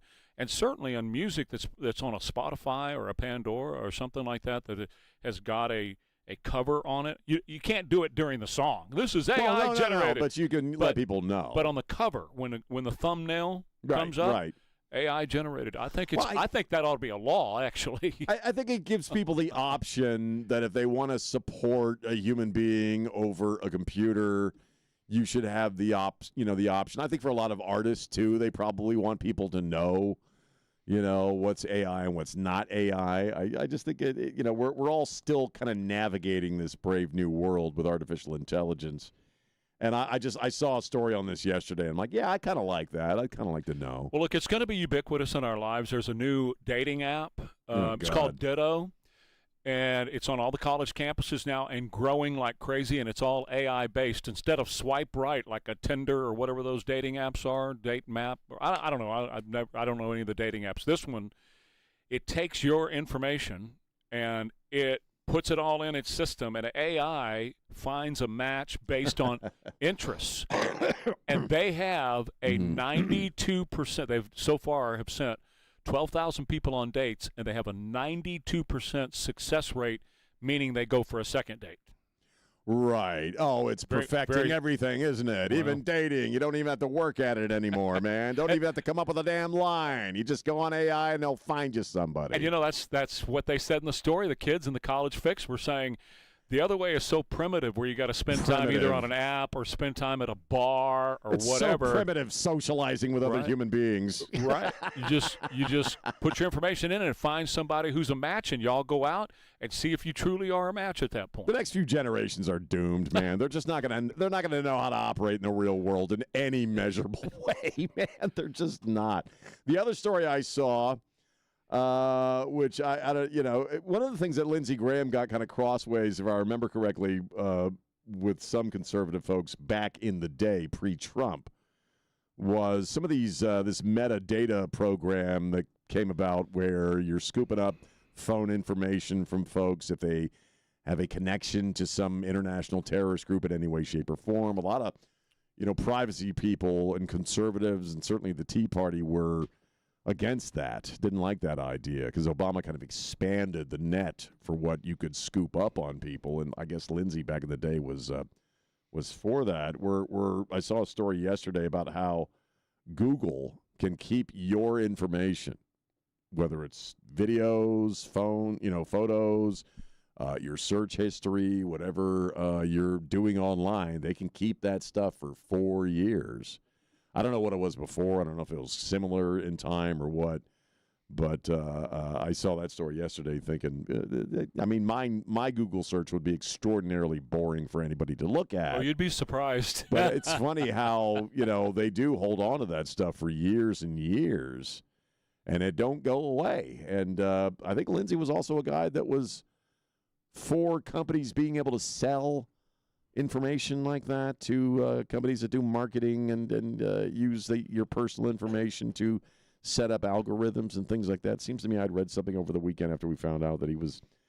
Point being, there are certain issues that Lindsey got crossways with the conservatives on. But by and large, I also don't like the idea of these companies just holding on to my stuff for years and years. They're going to do it, and with him, with Lindsey, it was right after 9/11, right? And he worked to form a lot of the infrastructure so that they could. He said, "Look, we've got to find a way to be able to track these terrorists when they are making a threat into the United States." But all it takes is one bad actor like a James Comey to come along and to really, overstep their bounds, which is what Comey did with the FISA warrants, absolutely, in the courts, and lied about Donald Trump and all that kind of stuff. So yeah, but if you want to find out how this stuff works, I don't know if you've been following this MK Ultra stuff at all. What's this? But the whole mind control from the CIA and all that stuff, paperclip and all that. It's an amazing thing. But if you want to know about mining data and hanging on to data, I recommend you watch the Laura Logan interview that she did with James Martinez. James Martinez is his name, and it's called Man versus Machine, and all this data collection stuff that they've been doing on you and me and everybody else for years. Oh, sure. Privacy is dead. Well, privacy no longer exists. Look at it this way. How many of us sign these agreements just so that we get the service, whether it's our phone or an app, and we never read it? You never read it. Yeah, and you're signing away your privacy, basically, every time you check that box. It's all gone.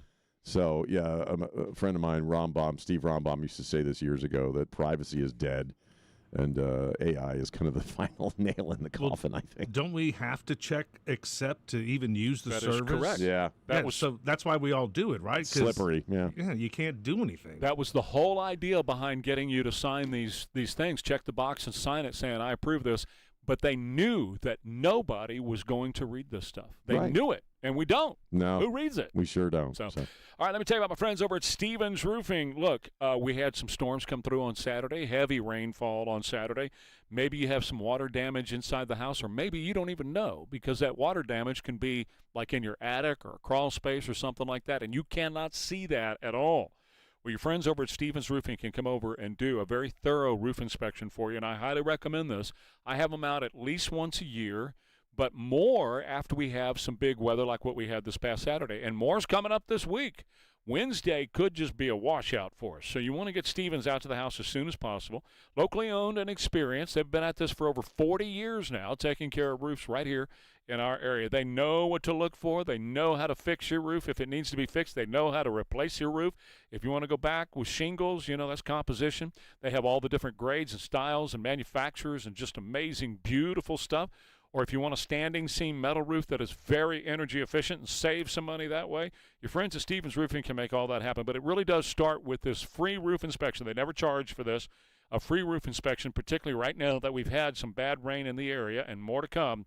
Get them out to the house as soon as you can. Stevens Roofing at 210-785-0994. Guests of Ware and Rima appear via the Stevens Roofing.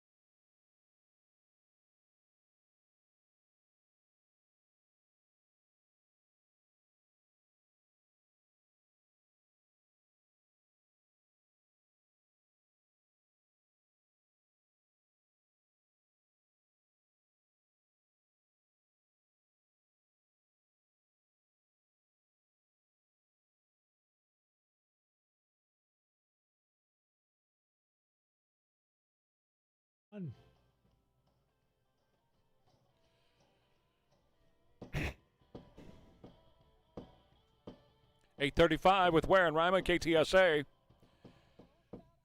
Let me get some quick hits in here because I'm going to talk about, first of all, I want to start with the weather and let everybody know kind of the lay of the land for the week. Sure. This morning's going to be fine. This afternoon, we're going to start to see some stuff move in, primarily out to the west. A lot of this stuff is going to, for the week, a lot of this stuff's going to happen to our west, but San Antonio's not going to escape. We're going to be on the radar for some rain. So this afternoon, we'll start to see some of those showers and thunderstorms pick up out west, Del Rio, Uvalde, places between here and there, Castroville. But it will, like I said, it will make it to San Antonio. Your part of the world is going to get wet. I don't know if it's going to make it all the way over to the east side, but it could. And then the chances just go up from there. Tomorrow morning, you could be dealing with some pretty potentially flooding conditions going into work. And then on Wednesday, really kind of almost a washout. You know, it could be pretty much a wet day all day on Wednesday. And then on Thursday, it starts to kind of back off and wrap up. By the time we get to Friday, it should be over with and into the weekend. So the strongest part of all this is in the middle part of the week, and flash flooding can occur at any time because we have had so much saturation of the ground, particularly on Saturday, that any rain that falls is just going to be runoff. It's going to be flooding, you know. Oh, yeah, it was intense on the northwest side on Saturday, pretty much all day, but especially the first half of the day. We had as much rain and lightning and thunder as I've ever seen there. And I'm on the other side of the world from you. I'm on the east side, and I got 3.5 inches. Right. It just poured. Wow. So it was big time. Speaking of that, Army National Guard troops deployed 8 Black Hawk helicopters and rescued hundreds of young campers from flooding southeastern Missouri. In Lesterville, Missouri. It's about 120 miles south of St. Louis. Kids 8 to 16, they all are fine. They all made it through just fine, but just by the nick of time and the fact that those Blackhawks went in there, it reminded me of, July 4th last year. I was thinking, like, on face puke memories, that's all the stuff that we were talking about and posting this time last year. Absolutely. So that's the video I've been seeing of the kids jumping out of the helicopter and running. Probably. Probably so. So they were also kind of alert because of the tragedy here. Oh, yeah. That woke up the whole world, right? That happened really quick. Yeah. Friday in downtown San Antonio, we had a bunch of communists, let's say about 100 communists that were down there protesting ICE and wanting, of course, the communists, they say they want the borders open and they want ICE to be done away with and all that. That's simply not true. They're saying that to win your vote, obviously, the vote of the extreme left. But when it comes down to it, they'll build a wall around the country and shoot anybody who tries to leave. I've been wanting to say, we've had this conversation that, they're open borders now. To get your vote. Once they don't need those people, you're going to have walls everywhere, man. We remember the Berlin Wall. Right. And they shoot you if you try to leave. Not come in. They shoot you when you try to leave. Everybody wants to leave so badly they kill you. That's what I've been saying for a long time. The open borders thing is a means to an end. Sure. Okay, they're not gonna maintain that if they get everything they want and they can absolutely rule this country however they want to. You'll be bouncing into walls all over the place. Well, because in a communist country, everybody's trying to leave. And so they build a wall to hold you in, and sometimes it's a tech wall like what they have around China. Yeah, Christian, go ahead. I was going to say there was a meme that my wife showed me over the weekend on Facebook that cracked me up. You may have seen it. It's just a picture of the Berlin Wall collapsing. And it says, when the wall came down, everyone came running to one side. They didn't go the other way. No one went the other way. Right. Not one person. That's exactly right. We do have a problem in our country and in the world, actually, but in our country of arsonists against churches. And a 170, this upsets me to no end, a 173-year-old church in New York City destroyed by arson. South Bushwick Reformed Church. They have a person on video fleeing the church, and then it just goes up, and the beautiful steeple and everything comes crashing down in the fire. We had the picture last week, and the guy who admitted to it, a fire bombing a church, and when he was caught, he said, "Yeah, you effing know that I set it on fire." Christianity is under attack. In fact, speaking of China, they have now disappeared 10,000 Christians in China for one thing and one thing only the past 2 years. One thing only, and that is not going to an official state church. Right. If you're a Christian, you have to go to an official state church because the sermons have to be approved and the sermons have to say what the. I was reading about that last week. That a lot of people just go away because they're not going to whatever a Chinese state-sponsored church is. Yeah. Well, this is a news story from the one you read last week because it came out last night. That 10,000 people have now been disappeared in China. Yeah, 10,000. Speaking of that, speaking of commies, Mamdani in New York put out the new maps of the immigrants in New York, immigrant neighborhoods. And it's interesting that there's no Little Italy, there's no Greek, there's no Irish, there's no Jewish. In fact, all of the white neighborhoods have been erased. And you see a little Pakistan, you see a little Yemen, and all these things that are of course, Muslim communities up there. Changing history, of course, which is what Marx is famous for. If you look at this, the history of New York was built on, of course, immigrants, like Italian immigrants. 1880s to 1924, the largest Italian population of any city in America, the world's largest population of Greeks outside of Greece. Right. And then you go to looking at all the contributions that these people have made. First of all, in language, okay, and the things that you say. And New York is just full of language of Italians. Right. Right. You know? Yeah, I was going to bring this up next. Yeah, you got a couple things with Mamdani. You got this map that they put out celebrating the diversity, and they left out the Irish, the Jews, and the Italians, which is, again, you wouldn't have in New York City if not for those three groups. So he claims that it was a leftover from the Eric Adams administration, and they're going to change it, blah, blah, blah, but I don't buy that. The other thing that happened is he was, this senior advisor.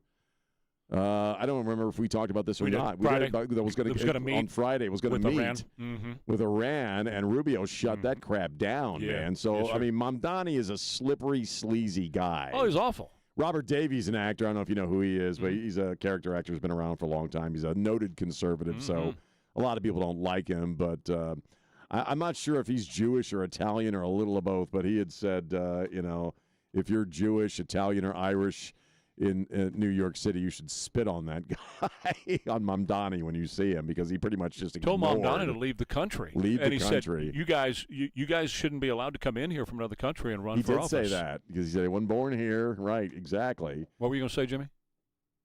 Oh, Ro Khanna's live, and he's losing it about Israel and all this stuff. Well, let's go to him. Let's listen to a little bit, just a little bit of this. Go ahead. I've said that this is outrageous that this is happening to an American citizen. I've traveled to China. I've traveled to Saudi Arabia. I've traveled all over the world. Never has this happened to American passport holders. And you may disagree with me on my ideology, but as Americans, we should make it clear: no country I should don't be able to disagree with you disrespect on your Americans that way. ideology, sir. I have no skin in this game.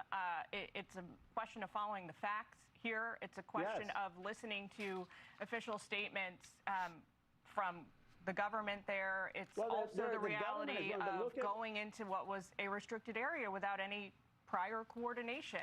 That is just false. The We first gave fault. Israel a heads up, and Haaretz, the Israeli paper, No, you said didn't. that the Israeli government is wrong. The oldest paper. And all I want people to do is watch the videos. They came out today. We have, and they'll sir. see We with have, their and eyes. we've been playing them all throughout the segment too. So Okay, that's good.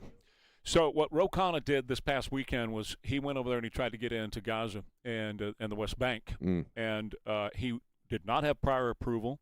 It's a restricted area. You're not allowed to go in there. It doesn't matter who you are. Right. And all this was just like outside of the ICE detention centers when you have the Democrats go and they pitch their fit.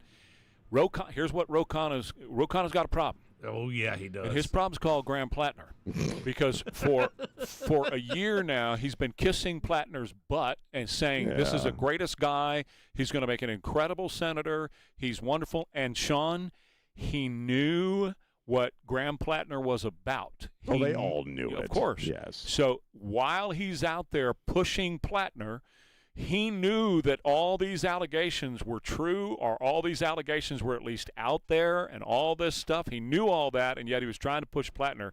This is nothing more than a stunt to change the attention, get the attention off the Plattner matter and put it on somewhere else. And he's trying to throw shade on Bibi Netanyahu. And Netanyahu's not going to have shade thrown. He doesn't care. Just before we went live to him, he was calling the Israeli embassy and their government liars. Everyone's lying, and the U.S. State Department's lying. But you see what I'm saying? You see what I'm saying? Yeah, no, all this is a diversionary tactic. It's a diversion. He's trying to move the attention off of Plattner. He's got to lose the Plattner trip, very quickly. They were all kissing Plattner's ass. Right. They were all talking about Plattner. Right. They all. It's just like Eric Swalwell. They all knew. That's right.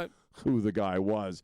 They didn't care. But because again, ultimately, power is all they care about. Right, and you can see right through this. Oh, yeah. You know exactly what the man is doing stupid here. people. No. Stupid people don't see through it. Yeah. They'll be behind him all the way. Right. Let me tell you about our friends over at Wealth Watch Advisors. You know, getting your investment right is so important. And I'm talking about your money. You work so hard for it every day. You're probably in traffic right now or spent some time in traffic going to make some money. And you're going to do that all week this week. Now, is your money working as hard for you as you did for it? Well, that's where Wealth Watch Advisors comes in. These are not one of these guys that just is a cookie cutter, everybody gets the same approach. Okay, invest in this stock, invest in that stock, invest in this mutual fund, invest over here. That's not who they are. They are fiduciary advisors who take the time to understand what your situation is. And I'm talking about everything from tax mitigation to estate and legacy planning, all these things that you have to consider, or actually they consider it for you. Retirement income mapping, insurance concerns, everything that goes into this. Then they come up with a structured way of being able to invest that's going to work out best for you. When you're talking about income mapping, where's your money going to come from for the next 30 years or so? However long you're going to live after your retirement, right? And everybody's different. And the beauty of Wealth Watch Advisors is you're not just locked in and now you're locked in forevermore. No, they have the flexibility of being able to change and go in a different direction if that's what your circumstances and your situation dictates. Do what I did and just schedule a quick conversation with them and see if they make sense for you at wealthwatchadvisors.com. wealthwatchadvisors.com. This message is a paid endorsement. Investment advisory services are offered through Wealth Watch Advisors, an SEC-registered investment advisor. Investing involves risk, and past performance does not guarantee future results.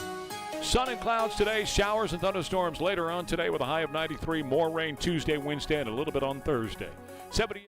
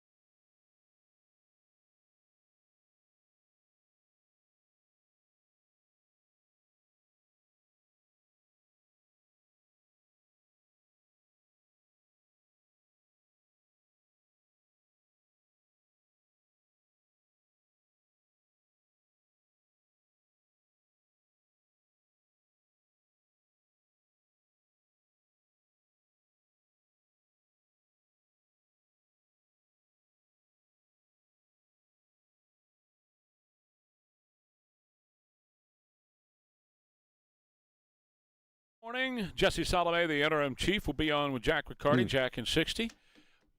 We are Ware and Rima, KTSA. Well, like I said, I was going to hit that. We hit the Mondami thing about the neighborhoods, which I thought was just kind of peeing on New York culturally, which is something he does almost on a daily basis, one way or the other. So let me go to a couple of other stories that are video-based. First off, they've been playing this over and over again on TV at Yellowstone National Park, where this old guy gets flung through the air like a doll by a bison, which are, I know you've been close to them. I've been close up to them. They're massive animals. Bison are they are basically a running, mountain of muscle. They can move very quickly, and at this particular part or this location inside the park is not a place where they tend to show up. And they had some folks who were there, including this old grandfather, which I know most people probably seen. This thing is rampaging through this area, and he just hooks him with a horn on his thigh and flips the dude through the air. As far as I understand, he's pretty messed up, but he's doing okay. I don't think he's got any life-threating injuries. No. He's got a bunch of busted bones, but he was laughing and joking. Yeah, he was laughing and joking. So he's got a story to tell for the rest of his life, and a video to back it up. Which they're playing all over the place. He didn't look like a small dude either. No, he was a big guy. He looked big. Carl Isom McDaniel is his name. Right, and he was flung through the air. So that was an interesting bit of video to watch. The other one is not so interesting to watch, very disturbing. We have a guy, Alexander Emery, who was crossing a street. This is all captured on one of these street cams. This is in Oklahoma City. You can tell by your expression you've seen this video. It is one of the most disturbing things. You have an individual who is crossing the street in a wheelchair. Somebody who was in a wheelchair. This guy who has multiples. Alexander Emery has multiple. He's a long rap sheet in this particular county. And he had a couple of Molotov cocktails on him. And if you watch the video, he runs up to the guy in the middle of the street and tosses a Molotov cocktail at him. The guy in the wheelchair is consumed by fire. Thankfully, there were some folks around that were able to rush up and put the fires out. Detectives. Detectives. Detectives got out of their car, plainclothes guys saw him, but they got him out, But this guy's been arrested. He said that this man in the wheelchair had a mark that led him to believe he was a child molester. Mm-hmm. And so that's why he threw a Molotov cocktail at the guy. And he had one more that he didn't get to toss. But, increasingly, we and you and I spend a lot of time talking about it. We see two things, right? Random acts of violence. There's a series of videos I've seen that are very disturbing where young people, a guy will go up to a woman, ask for her phone number. If she doesn't give the phone number, he punches her in the face and stomps her. There are young people who are doing this now as something to do because I guess they think it's funny. Or you're seeing stuff like this where it's just somebody being randomly attacked. And 9 times out of 10, the people who are doing the attacking are people with a lengthy rap sheet who probably shouldn't be on the streets at all. You talk a lot about holding the judges accountable. It's just every day and every week we see more and more of this stuff. And the only reason you randomly attack somebody is, first off, you're sick and you enjoy other people's pain.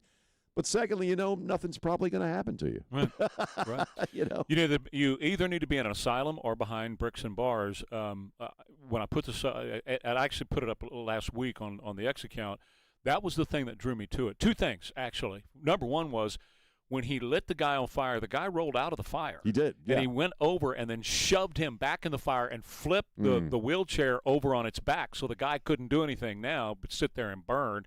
And thank God those detectives in the plainclothes pulled up at the scene just at that right moment. Right. They jumped out of their cars and came over with their guns. And then a good citizen, good Samaritan, came over and helped get the guy out of the fire. That was the first thing. But the second thing, of course, Sean, that hit me was this guy had multiple priors, and whoever the judge was that let him go off of that last multiple prior, to me, my opinion, is just as guilty and should be held accountable for that man burning on that wheelchair. Well, I think you got to start looking at patterns with these judges. If this is something they do on a routine basis, I think, you could make the argument that they're engaged in complicit behavior if they let somebody out. Especially if there's a pattern, they're doing it for a reason. If the guy was locked up, he wouldn't have been able to do it. No. And the fact that the judge let him go, that makes the judge an accessory because he let him go. People start making the legal argument for it. Yeah. Maybe you can. More Ware and Rima coming up. KTSA.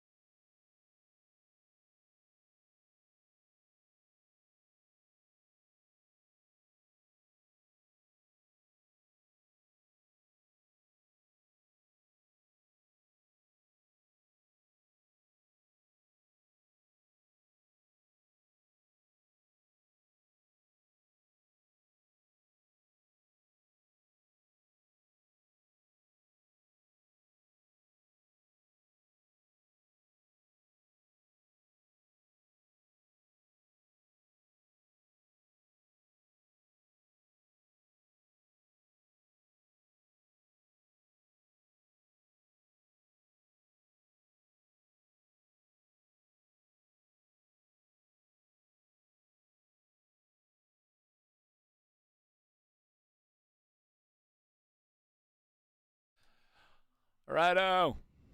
We have not had our daily dose of Tallarico yet.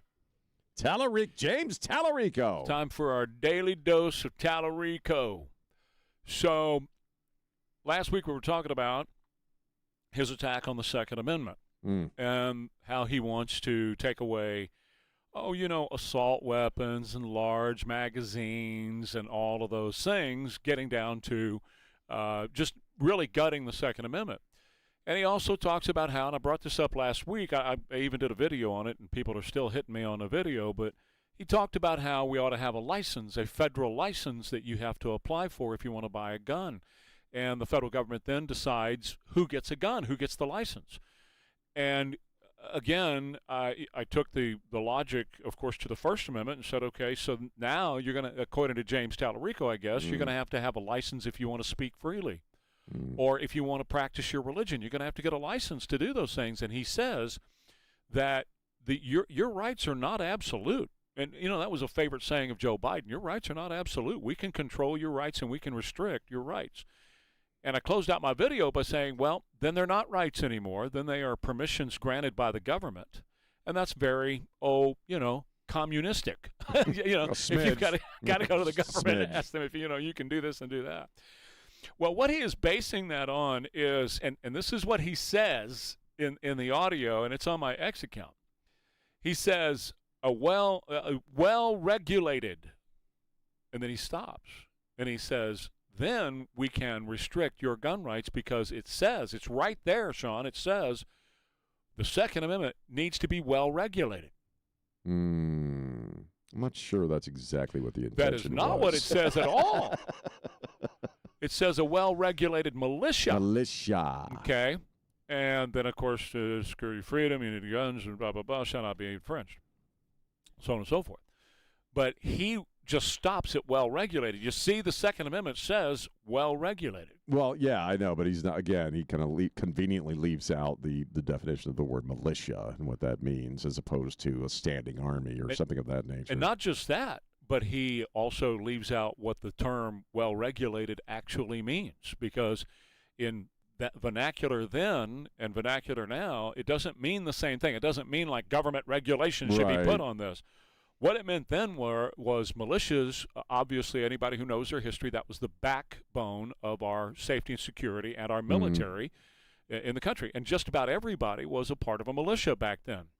And the well-regulated part meant well-armed, armed and ready. You were well-regulated if you were armed and ready to perform at any moment's notice, okay? Right. Because if another government came in and that government was going to be a tyrannical government, you needed to be armed and ready to fight that tyrannical government. You had a certain responsibility as a citizen, in a sense, or as kind of inherent responsibility as a citizen to protect your own rights. Yes, absolutely. In Israel today, between the ages of 18 and 20, your military service is compulsory, and I'm good with that. And then afterwards, you are in the guard, if you will, to be called up until the day you die. Until you die. Right. But what Tallarico's doing is what a lot of people do with the Bible, and he pulls out a word or two out of context and kind of focuses on that as an argument. That's right. Just like he does with the Bible, and he says that God told Mary if she wanted to abort Jesus, that would be just fine. Right. Yeah. He layered in a modern idea of consent to that, which it doesn't really pertain at all. So what well-regulated meant in those days, as it pertained to a militia, was well-maintained, armed and ready. Well-maintained, right. You're armed and ready, which means you have an individual right to keep any gun that you wanted to keep. And that way you would be well-maintained and you would be ready to fight not your neighbor down the street and not shoot a duck so you could, put food on the table. That's not what it was talking about. It was a government that would have stolen and taken away, or let me put it this way, restricted your rights. Again, I go back to what I said 5 minutes ago or less. That's what he says. Your rights should be restricted. And so they've got to gut the Second Amendment so they can restrict your rights. Well, people who truly want to rule you have to reconfigure what a right is in this country, according to our founding documents. They do it routinely. They do it with the Second Amendment all the time when they bring up sportsmanship and gun collectors and personal security. You have the right to protect yourself and your family, but you don't need a missile launcher to do that, champ. So, we have the right to tell you what kind of guns you can have. But if you could do that, then the government can pretty much always outgun the population. That's right. And that's the point. That's their point. It's kind of a legislative way or linguistic way of disarming you, because you ban pretty much all kinds of guns that people would own. That's right. So you can always outgun them. The Second Amendment had absolutely nothing to do with hunting or personal protection. No. Not at all. It was not written for that at all. The Second Amendment was to protect all the other rights that are enumerated in our Declaration of Independence and in our Constitution. Lindsey Graham was a guy who fought against, some of the red flag laws and stuff like that, and assault weapon bans and things of that nature, which are, again, just kind of a not so clever way of disarming people. Well, and the Supreme Court, for decades have really they say that a well-regulated militia is not a limitation. A well-regulated militia, and the Supreme Court has found this over and over again, is what I just said, and that is well-maintained. And to be well-maintained to fight the government, you have the right to own anything you want to own. And I know people say it to me all the time. Does that mean a bazooka, Trey? That's not what that could have never foresaw a bazooka. Yeah. Yeah, it means you can own a bazooka if you want to own a bazooka. Or an F-16, as Joe used to say. We have the F-16s. We'll just blow you up, champ. Well, No. again, it's simple math. If the government can tell you what kind of gun you can have, they first off, and Lindsay used to go off on this on these national registries, these ideas of a national registry of who owns what gun. Okay, the more they know about your weapons and the more they can dictate to you what kind of weapons you can have, you effectively gut the amendment. Well, you got the right. Let's go back to what I was just saying about Talarico, okay, and the licensing. That's what a national registry is. Yeah. A national registry is you have a license from the government to own a gun. That's not what the Second Amendment is about. It's not about hunting. It's not about personal protection. Those were assumed. In other words, that was an assumed situation. You didn't need a right enumerated in the Constitution for hunting and personal protection because that was a given. A given under common law then. Okay, I can protect myself and use lethal force, and I can go get dinner and use lethal force against an animal and go get dinner. Pretty much at that time, everybody did that. That's what they did. Everybody had a gun to protect themselves and their family, and everybody went out and killed something to eat it. That's exactly right. So what it was written for was to protect you from a tyrannical government that wanted to restrict your rights, which is the exact language that James Talarico is using. He is saying the government has a duty to, his words, not mine, restrict your rights. The Second Amendment was written to protect you from a government that wanted to restrict your rights. Well, the exact words he's using. You're always getting into trouble when any American politician, whether it's Talarico or anybody else, says, your rights are not, all-encompassing. Absolutely. There's always limitations on rights. As soon as you hear those words, you're in trouble. Well, as I said, Joe used to say all the time, your rights are not absolute. And that's what Talarico uses. He says your rights are not absolute. Of course they are. That's exactly what they are. They are 100% absolute. In other words, James Talarico is a typical Democrat, hypocrite, liar, scumbag who wants to rule your whole freaking life. Yes. And we don't need him here representing us in Texas. Yes. And Lindsey Graham foresaw the likes of James Talarico. Yeah. Here he is in 2022 in a debate. He wasn't running for president, but this was a debate about the future of our country with one Bernard Sanders. America deserves better than this. We can do better than this. But the path charted by Senator Sanders is full-on socialism. Full-on, unequivocal socialism. And Bernie is just smiling away. From cradle to grave, that's not going to fix America. We are not a socialist nation. Now, he calls it socialism. I've called it communism for years. It is communism. It is the state ownership of the means of production and the means of distribution. That's what these people in the DSA are talking about right now. That's communism, not socialism. Right. I mean, I love the F word, good old-fashioned fascism, because at the end of the day, that's what it ends up being. But ideologically, if you could even attach an ideology to it, it's much more like communism. Even Trump's using the C word all over the place now. Most people are who are concerned about this because that's what it is. It's, the communist threat from within our own country. We're not worried about, like during the Cold War, that the Ruskies are going to drop a bomb, although they may want to.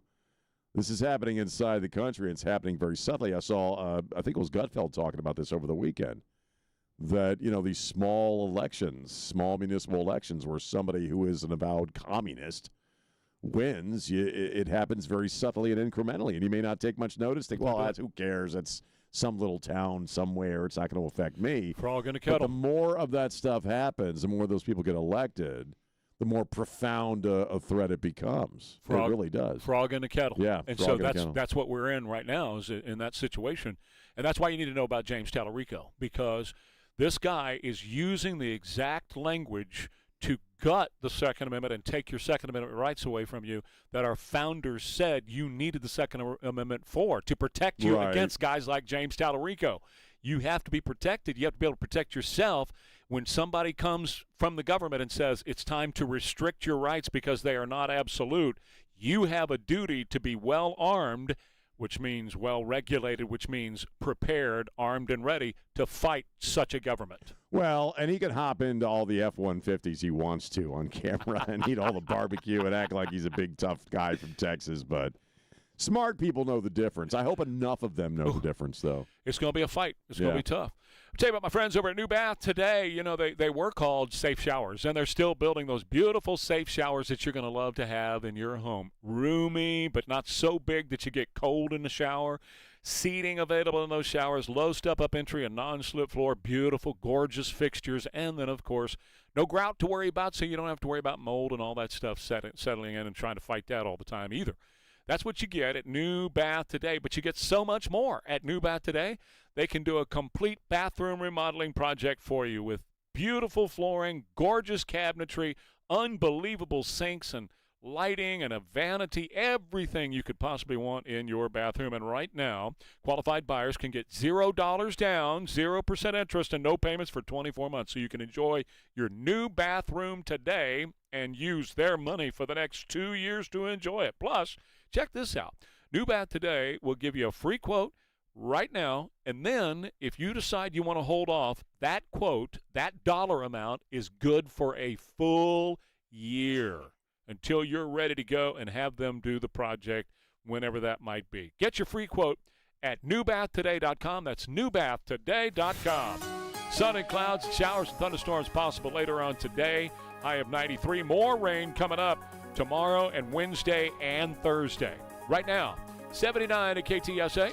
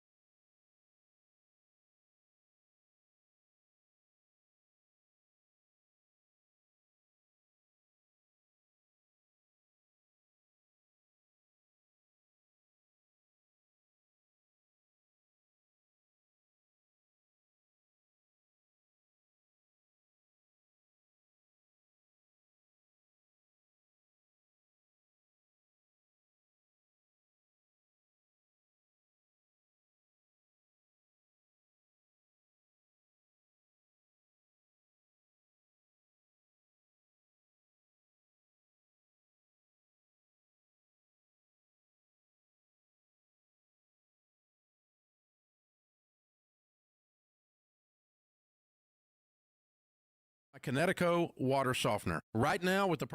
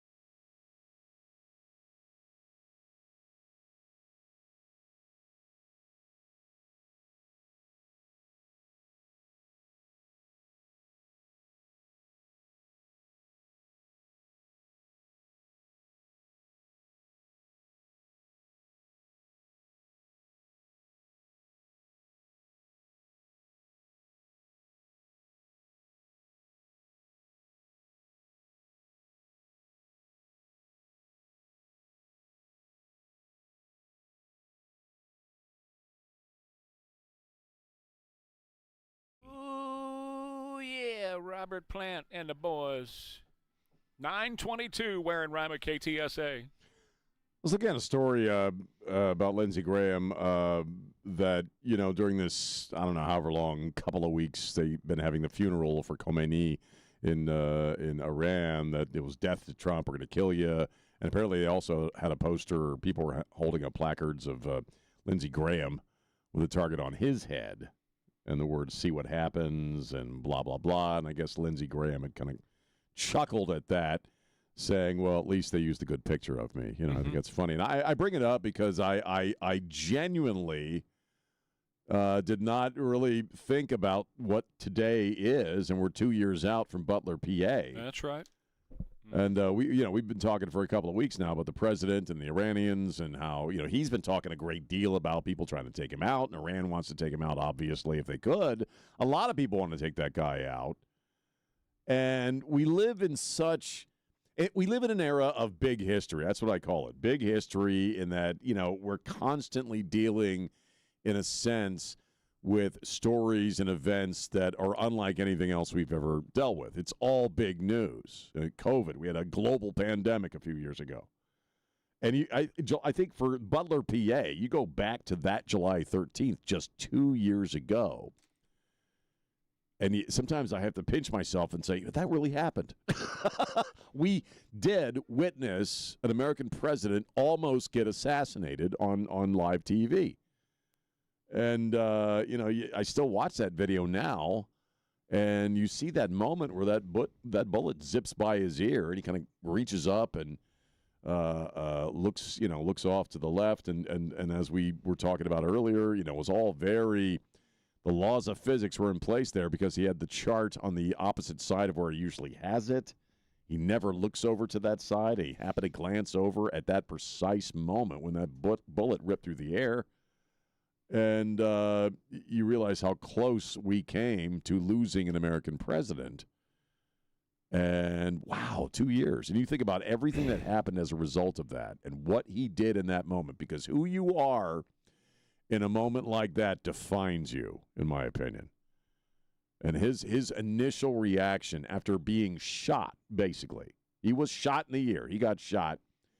Was to stand up, put that fist in the air with blood running down his neck and yell, fight, fight, fight. The other part of that day that will stick with me is this idea that he wanted his shoes. He didn't want to walk off stage with his shoes. Remember that? because when he went down, I guess, I don't know if they took his shoes off or what happened or they're protecting him, but his shoes had come off, and he says, "Where are my shoes? I want my shoes." Just, that was a magnificent moment. I hate the idea that it happened, and you and I have spent a fair amount of time talking about the Secret Service and what didn't happen in the preparation for that particular appearance and what should have happened and some of the crap explanations we heard afterward as far as why they didn't have anybody on that roof or why they didn't see this guy do what he did. But as far as what Trump did, as far as the choices that Trump made in those moments, again, big history. It's something you'll never forget. That's why I wanted to remind you of it this morning when we started, because that was a deal. You would not have Trump as president right now without Butler, Absolutely Pennsylvania. not. Without what happened 2 years ago. And I said that when I first brought it up this morning. And then the president went on television later after I started talking about it this morning, and he commented on it. I mean, I got lucky. God was watching. There's one, Ainsley, God was watching because, my son Don and Eric, both of them, they know a lot about guns. They hunt. They like to hunt. And they said from that distance, with that gun, that particular gun, there's almost no chance of missing.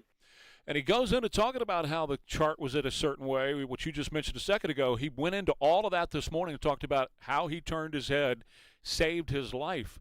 But yes, I mean, when I was prepping the show yesterday, I said tomorrow is 2 years. God. And without that day with Thomas Crooks, who we still don't have an FBI investigation.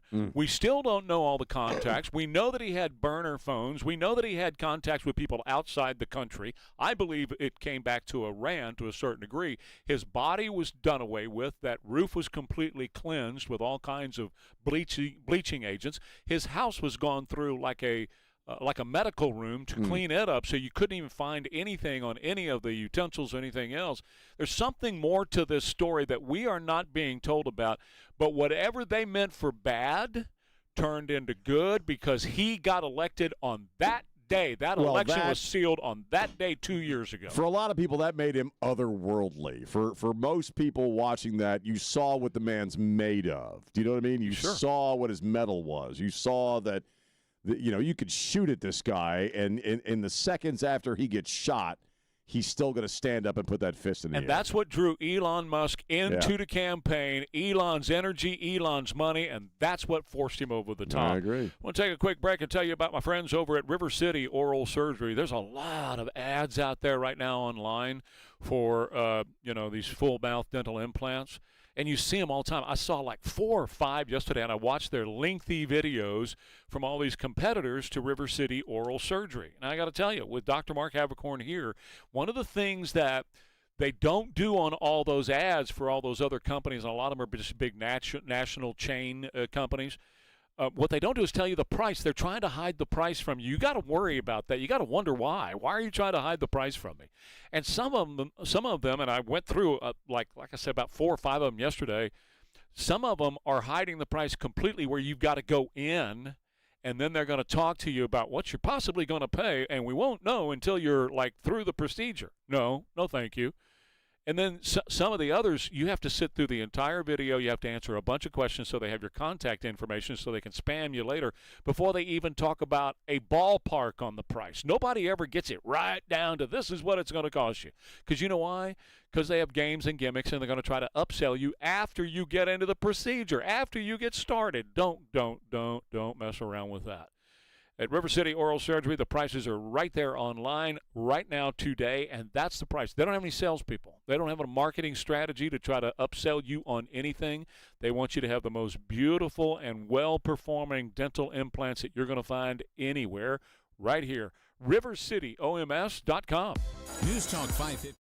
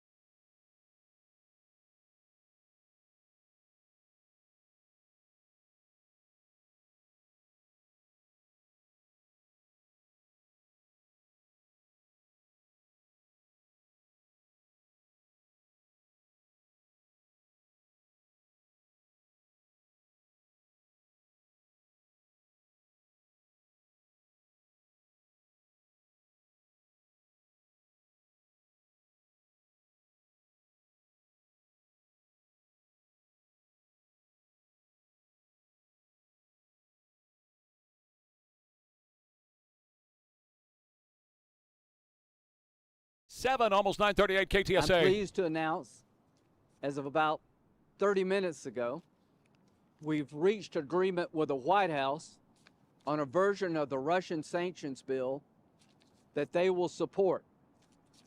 It means it's going to become law. That is Lindsey Graham right before he left Kyiv to come back to the United States, and then died after he arrived here.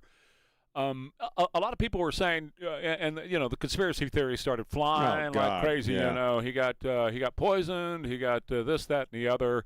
Vlad got him. This, whatever.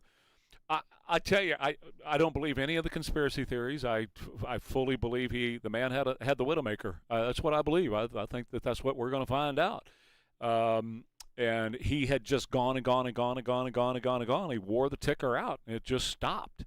That's what I think. But regardless, if you want to attach yourself, if you must attach yourself to a conspiracy theory on the Lindsey Graham thing, if you just can't live another minute without having a conspiracy theory on this thing, look at whoever's trying to crap can the Save America Act. Whoever's trying to get rid of Save America is so powerful. Remember, 90% approval in the United States of America among the Lindsey population, Graham. right? Trump was talking about that yesterday on Meet the Press about what a big supporter of Save America he was. Well, that's what I was just about to say. Is that when he came back, he called Trump and he said, "We're going to get Save America Act done this week." Right. That I'm going to start bringing that up. So if you just have to have a conspiracy theory, forget about Vlad Putin. He's got his hands full right now. I'd pay close attention to whoever, because somebody, Sean, somebody real powerful prevailed upon the Senate to stop the Save America Act. Somebody well-funded, somebody very powerful, somebody got to the leadership of the United States Senate and got it stopped. Somebody who's that powerful to be able to stop this piece of legislation that was steam rolling. Well, there's no other explanation when you give the opinion polls on this thing. Everybody wants it. Yes. So, I mean, only the real weirdos and the really stupid don't. But predominantly, most Americans, Democrats and Republicans, want it. So what happened there? So I would look at, if I was going to say Lindsey Graham was taken out by somebody, who's trying to stop the Save America? Maybe. If you just have to. Now, I'm not trying to push a conspiracy theory, because I think the guy just had a heart attack. I was actually, can I say that? I was genuinely surprised you didn't have a conspiracy, because normally you are the conspiracy guy. That's something that your mind tends to wander in that area. Absolutely. And I'd heard a few things yesterday, and I was wondering if that was something that was going to hit you or not. Nope. Yeah. Nope. I felt like the guy he worked himself to death. He did so much. Work was all he ever did, and so he just worked himself to death. And that's why I said this morning, life is fleeting, and you got to take time with your family and those that you love and all that kind of stuff, because boom, like that, snap of your fingers, you're gone. You're especially out of with here. heart issues, which we know his dad had, and it runs in your family, runs in my family, and your heart's one of those machines that one day it just stops running. Right. He had a aortic dissection, I guess, or the aorta ripped in some regard. And then that's what they're saying anyway. That's what allegedly caused this massive cardiac arrest. Right. They're not sure yet. They got some toxicology they got to get back and stuff like that before they can be sure about it. Right. Some folks picked up on this, and my wife and I were talking about it, that he had on his chest when they were wheeling him out. It's a thing called the Lucas machine. That's right. Which is a machine that basically pumps your chest like a person would do. It just does it continuously about 2 inches in. That's right. And they had that on his chest when they were bringing him out, which is never a good sign. And he was already intubated as well. Yeah, they had already gone into the lungs with the pipe, and they were breathing for him. But bottom line, just before we get all medical on that, the conspiracy theories are out there, and people are like, well, then Vlad did it, this did it, that did it. No, the one I would look at is whoever's trying to get rid of the Save America Act, because he came back and he said, we're going to get it done, Mr. President. Well, there's a lot of people that will lose out big time politically and possibly economically if you have a Save America Act and you can't cheat elections anymore. There you go. Okay, so the blockade is back on with Iran. But we had a deal. What nobody knows, we had a deal. It was a done deal. And then they broke it. They always break it. We've had 10 deals with these people. And so we're just going to hit them very hard, and we're going to keep the Strait, and we'll probably run it. We'll become the guardian of the Strait. Maybe there you go. We'll call it the guardian angel of the Strait. There you go. One final thing before we break and bring Jack in here. We were talking about Butler, Pennsylvania being 2 years ago today, and that really changing the face of, well, it got him elected and put him back in office, although I think he may have done it without Pennsylvania, but it shoved him right into the White House, no question about that. But still, the threats on his life are huge, and he just had that big UFC fight at the White House, and there was a plot to try to attack them there. And this past weekend, the Department of Justice, Dominic Gerace II, is a U.S. attorney. The indictment charges all 8 men with 2 conspiracy counts. The first count is a conspiracy to provide material support to terrorists by way of money, firearms, ammunition, body armor, explosives, drones, medical and communications equipment, as well as personnel, with the knowledge and intent that those resources were to be used in preparation for and to carry out the murder of federal officers and employees in the course of an attack on a federal facility and the use of a weapon of mass destruction. That first conspiracy count is punishable by up to 15 years of imprisonment. Again, if you're going to look at these kind of things when his life has been, endangered by any way, I think you ought to still investigate, see if there's an Iranian connection.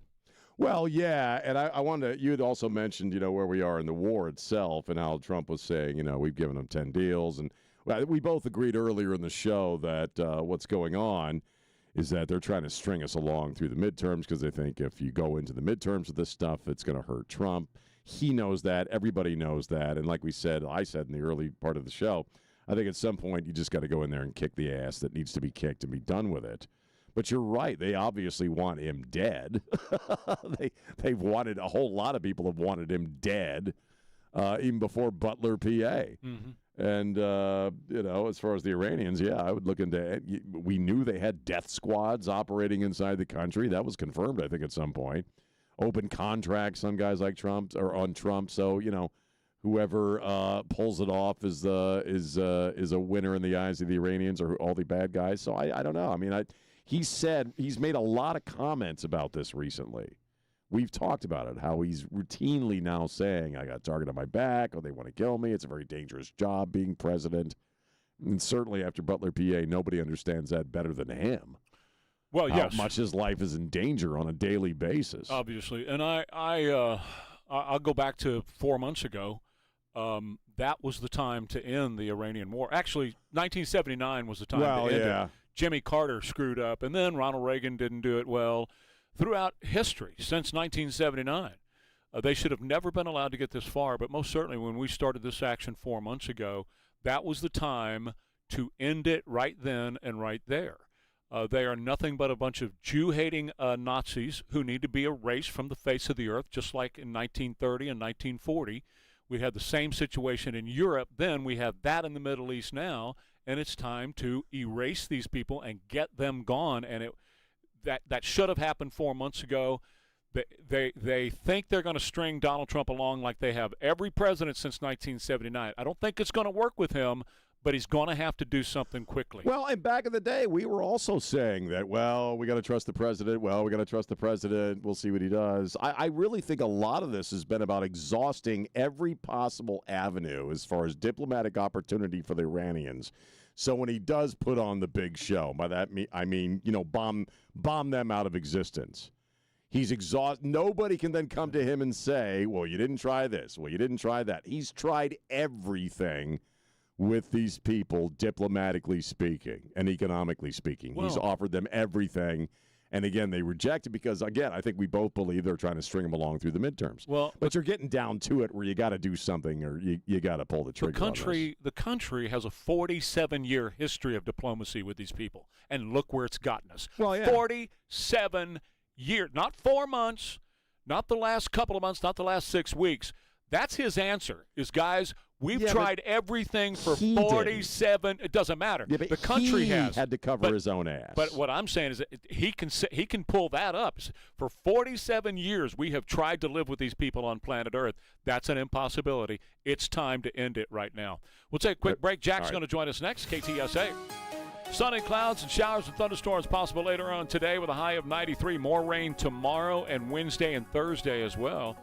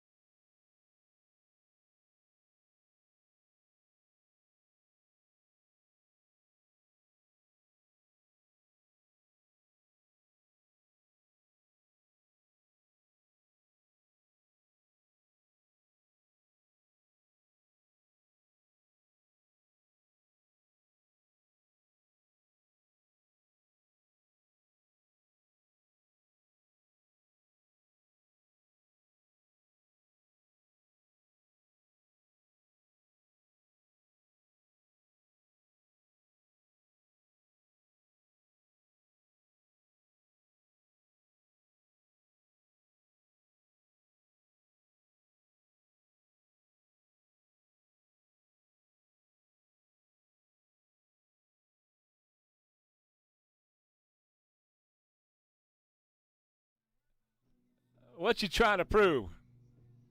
Yeah. Ask one favor of you. Just give me 3 steps. I'll make it to the door.